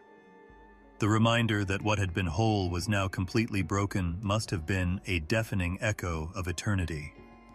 Not only were tears shed over Abel's lifeless body, but they were also shed for humanity's innocence, which had once again been destroyed. In addition to taking a brother, Cain's jealousy exposed the depth of the conflict between good and evil that exists inside the human heart. After his act, there was no peace for Cain. Once more, the voice of the Creator spoke to him, posing the eerie query, "Where is your brother Abel?" Cain's evasive and bitter response reverberated throughout history. "Am I my brother's keeper?" It was more than just defiance. It was a rejection of the bond that ought to have protected his heart from such an act, and a refusal to accept responsibility for love. But it was impossible to conceal the truth. The blood screamed from the earth, a cry of loss, suffering, and injustice. That cry has never entirely stopped. It is the same cry we hear whenever violence shatters innocence, when jealousy obliterates, or when darkness takes control. Cain turned into a vagrant, scarred, and agitated, bearing the burden of his decision with him everywhere. This story revolves around two emotions, loss and jealousy. Everybody has experienced jealousy, that stinging pain when someone else's success feels like our own rejection. We have all experienced loss, the void left behind when something valuable is taken away. These feelings clashed with terrible force in Cain and Abel, serving as a reminder that unbridled envy has the power to destroy not just other people, but also ourselves. However, there is a silent contemplation amidst the grief. The Creator's caution to Cain endures. In the little moments of life, in the quiet battles of the heart, in the places where jealousy whispers and love must be chosen, The decision between light and darkness is made repeatedly. We all struggle with light and darkness, just as Cain did. The way we evaluate ourselves by comparing ourselves to others and our success to that of others can occasionally be subtle. At other times, it is loud and causes us to feel resentful or angry. We can master it, though, and choose peace over rivalry and love over envy, just as the Creator did when he spoke to Cain. Cain's tale serves as both a sobering caution and a mirror, pointing out the wrong course for us to follow and encouraging us to look for the light even when the darkness seems to be closing in. And the world must have seemed colder and more empty in the quiet that followed Abel's passing. The song of humanity grew darker as the first family carried the burden of grief. Despite this sadness, the story teaches us something timeless, that every life will have to choose between bitterness and grace, between love and envy, between the light that heals and the darkness that destroys. The tale of Cain and Abel is not just theirs, it is the tale that haunts us all, serving as a reminder of how brittle love can be and how urgently we must protect it from the forces that would destroy it. The echoes of creation and the order of the world existed in the minds of ancient civilizations long before written texts were placed on scrolls and tablets. People posed the same age-old queries around the rivers, deserts, and mountains where civilization initially started to establish cities. Who are we? From where did we originate? What force formed the earth and the heavens? Stories about how the gods formed humans out of clay and mixed earth and divine breath so that people could serve their creators began to emerge in Sumer along the fertile banks of the Tigris and Euphrates. These myths, which were written in cuneiform on tablets, depicted a universe formed by conflict between governing deities and chaotic waters.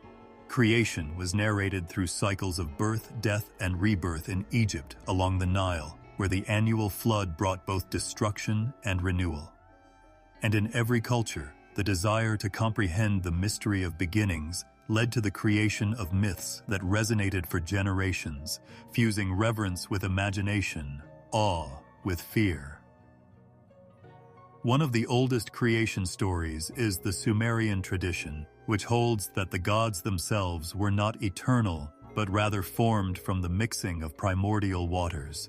The earth, the heavens, and the younger gods who influenced the world's order were all products of this cosmic union. The purpose of humanity's creation was to serve the divine by providing food and labor, not to shine in glory.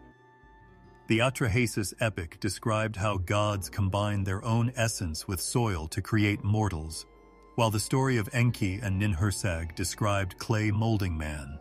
Man was both valuable and expendable in these myths. He was regarded as useful but also at risk of being destroyed if he offended the gods. There is a disturbing similarity here because clay and breath are also mentioned in the biblical account of Adam's creation, but there is a significant difference. According to Scripture, humans are created for relationships rather than for servitude, bearing the image of the Creator rather than just the weight of gods. The Enuma Elish is the Babylonians' grand account of the Sumerian stories, which they inherited and reshaped. The primordial waters of Apsu and Tiamat mixed in restless tension at the start of this story, which starts with chaos rather than order. War and conflict resulted from the younger god's rebellion against Apsu. After killing Tiamat, the victor Marduk became well known and split her body, creating the earth below and the heavens above. Humanity was created from the blood of her consort Kingu, with the intention of serving the gods and caring for their temples. Creation is portrayed as an act of conquest in this epic, violent, and cosmic tale. However, the biblical story is very different, with order replacing violence and creation taking place in the calm and steady word of God. Let there be, rather than in the clash of gods. There's breath instead of blood.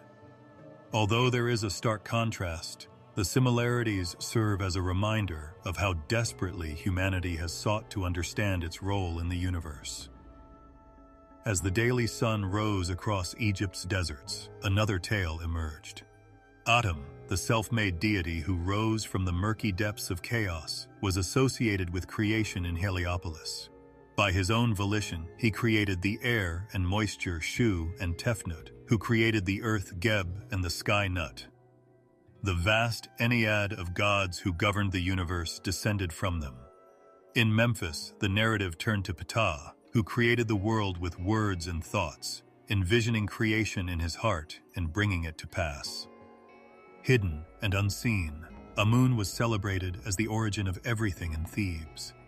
The suns rising and setting, the Niles flooding and receding, and life emerging from death were all regarded with reverence in these diverse traditions.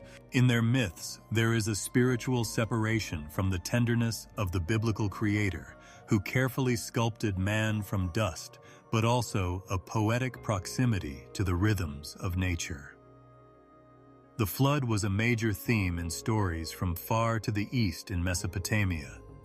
The story of Utnapishtim, who is selected to survive a massive flood by constructing a huge ship and sparing his family and animals from annihilation, is preserved in the Epic of Gilgamesh.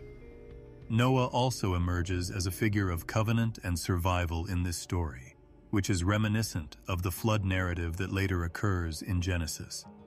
A common memory, a profound impression of the waters that once overtook and reshaped the land, is suggested by the existence of such a flood story in many cultures. However, the biblical story emphasizes renewal, covenant, and the preservation of life through divine mercy, whereas Mesopotamian versions place more emphasis on appeasing angry gods. The Greeks also shared their stories. Gaia, the earth, and Uranus, the sky, emerged from chaos, the formless emptiness that preceded creation in Hesiod's Theogony. Following, caught in cycles of rebellion and succession, were the Titans and Olympians. Prometheus occasionally shaped humanity out of clay and gave it fire against Zeus's wishes, but humanity's role was usually minor. The theme of the earth forming flesh and of gods more preoccupied with their own might than with human dignity recurs here. The faint but noticeable echoes serve as a reminder of how pervasive these themes were throughout history. Far to the north, even in Norse mythology, the giant Ymir was created when fire and ice collided in the vast emptiness of Ginnungagap. The earth, seas, and mountains were formed from his flesh, blood, and bones, and the world itself was created from his body. Later, Odin and his brothers carved humanity out of trees and gave it breath, consciousness, and senses. Though in a rougher, more severe environment, the image of molding man from the raw material of creation is presented here once more. The recurring themes of clay, water, breath, and sacrifice become apparent when examining these myths side by side. Whether in Sumer, Egypt, Babylon, Greece, or elsewhere, the ancients used the same building blocks to try to solve the mystery of life.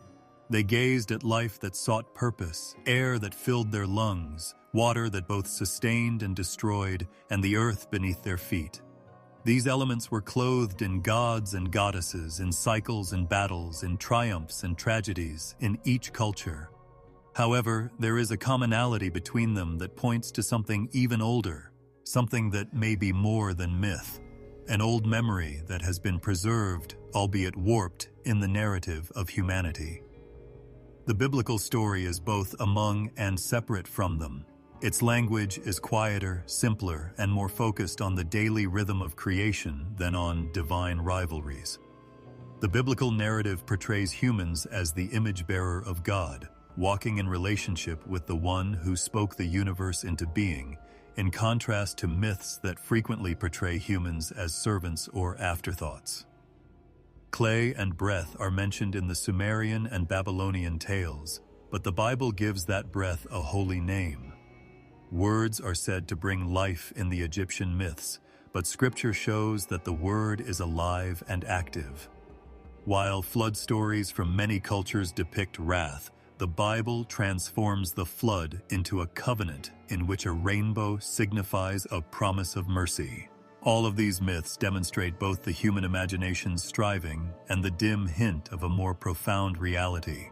They reveal the desire of nations to comprehend their place in a vast and enigmatic cosmos, much like shadows cast upon ancient walls. They show that the question of beginnings has always existed, and that there is a persistent desire for order, purpose, and a creator who is more than a distant power, even in tales of chaos, giants, or warring deities. It sounds like the soft voice among clashing noises, the clear song among echoes, when the biblical creation is read alongside these myths. It is a silent, steady response to the old myths, not a rejection of them.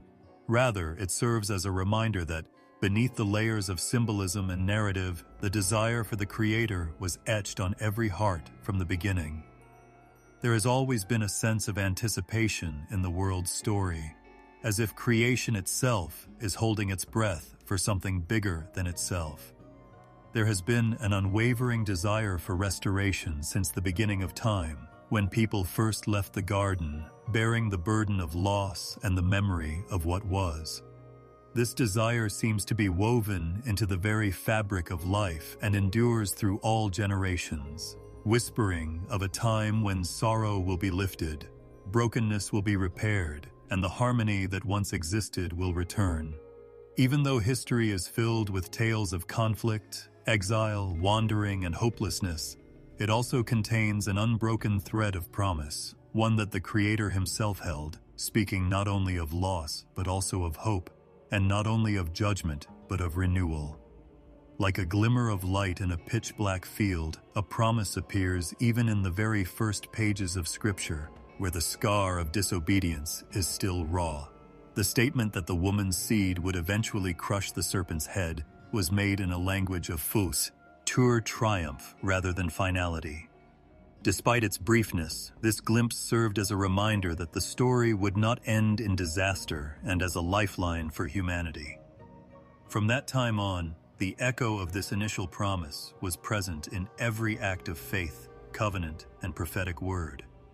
The world was not abandoned, even though it had descended into hardship and misery. The broken path would eventually lead home, that much was certain. This promise materialized over the ages like a gradual dawn. The covenant with Abraham carried with it the promise of an endless number of descendants, not just to establish a nation, but to become a blessing to all peoples. Throughout Israel's history, there were reminders that God's plan was not limited to a single time or people, even in the midst of exile and wandering. With voices that rose like nighttime songs, the prophets described a world at peace, swords beaten into plowshares, deserts blooming, and tears wiped away. When Isaiah describes a time when the wolf and the lamb will live together, when a child can lead without fear, and when knowledge of the Lord will cover the earth like waters cover the sea, his words cling to the reader with a gentle sort of hope. These pictures were more than just poetry. They were snippets of what humanity was made for and what it still yearns for in its soul. But the waiting was never simple. Empires grew and waned, nations came and went, and the temptation to give up increased with every generation. However, there were times throughout Israel's history when the promise became evident in a subtle way. The exile's return served as a symbol that rebirth was possible even in the face of destruction, not just a political one. The certainty that God still lived among his people was just as important as stone and gold in the temple's reconstruction.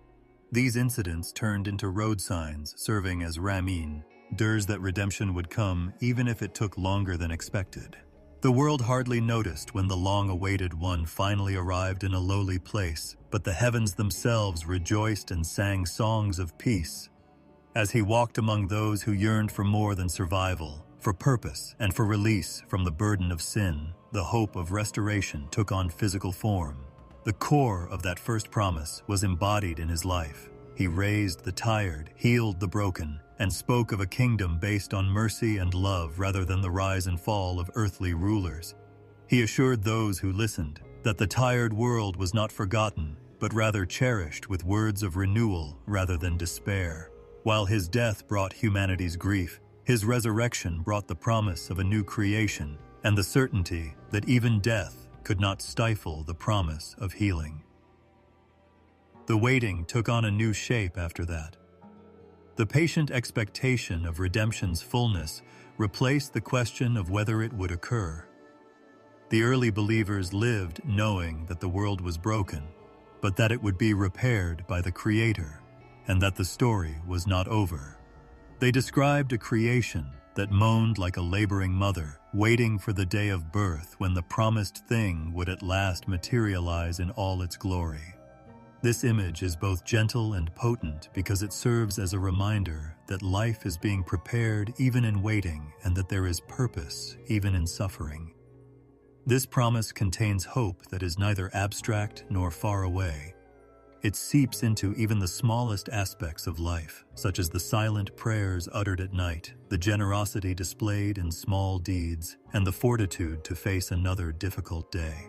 It can be seen in the way people come together to support one another, in the way religious songs are heard in difficult situations, and in the way the human heart holds on to light even when darkness grows, like little lanterns shining in the darkness until the great light finally comes. Every act of kindness, every instance of forgiveness, and every act of love is a preview of the restoration that lies ahead. The world appears to be waiting with us. Rivers dry up and then flow again, fields lie arid and then spring back to life, and the seasons cycle through death and rebirth.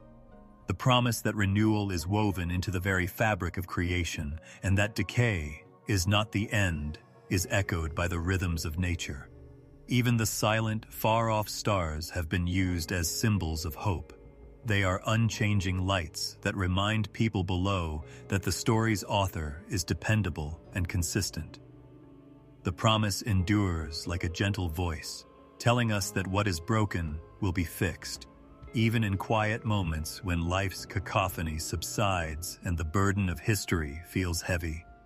It is a hope based on the unwavering faithfulness of the one who spoke the world into existence, not on human strength or transient circumstances.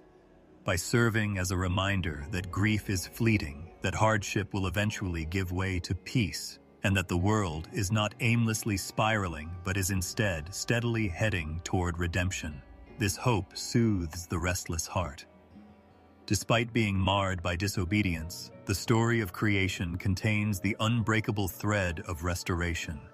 Humanity waits with the profound understanding that the promise is unwavering, sometimes with fatigue and other times with eagerness.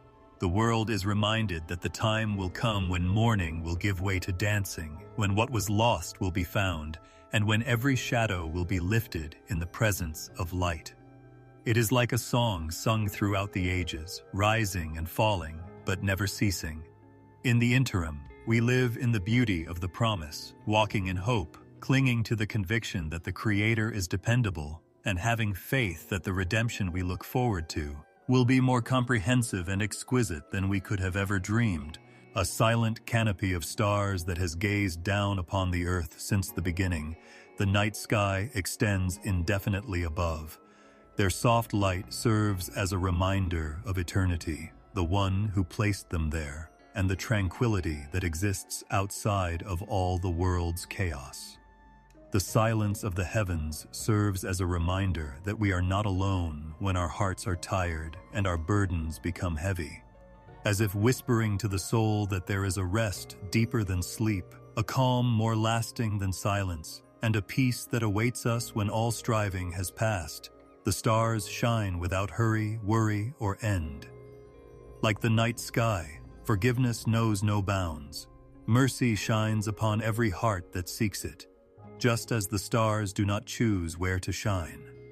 When placed in the hands of the one who extends unending forgiveness, all of our past mistakes, failures, angry words, and moments of confusion find rest. Nothing is condemned under the stars, but nothing is hidden either, because grace heals what judgment cannot. The heart learns to relax in this silence, to let go of the weight it bears, and to find comfort in the knowledge that love is stronger than all our fears. The eternal rest is a homecoming rather than a restless sleep. It is the heart at last discovering the rhythm of peace it has long sought, the soul returning to the harmony for which it was made. Under the stars, we taste a shadow of this rest, a calmness that envelops us like a soft blanket, even though the world, with its anxieties and hardships, cannot provide this kind of rest. The silent certainty that eternity is not something far off, but rather something etched into the very fabric of our being, rises with every sigh, prayer, and mumbled desire. The night asks us to set aside the things we cannot carry as the day comes to an end and the shadows grow longer. The fields take a break from their toil, the rivers run free, and even the earth's creatures fall silent. The soul is also encouraged to take a deep breath, relax, and have faith that tomorrow will be as safe as today. The promise of eternal rest beneath the stars is more than just a destination. It is the Creator's tender way of expressing that there is a beginning brighter than dawn, a peace that no grief can disturb, and an unfailing love that exists beyond all endings. Thus, we close our eyes tonight under the same stars that once whispered prayers, watched prophets dream, and led shepherds. They shine steadily and faithfully, as though to watch over us, reminding us that we should embrace rather than fear eternity. Knowing that the one who created the stars also watches over our sleep, we drift into sleep with our hearts freed, forgiveness accepted, and hope nestled tenderly inside. Under the endless stars, may the eternal night serve as a reminder that we are loved, held, and home forever. May our dreams be peaceful, and may our hearts rest in grace.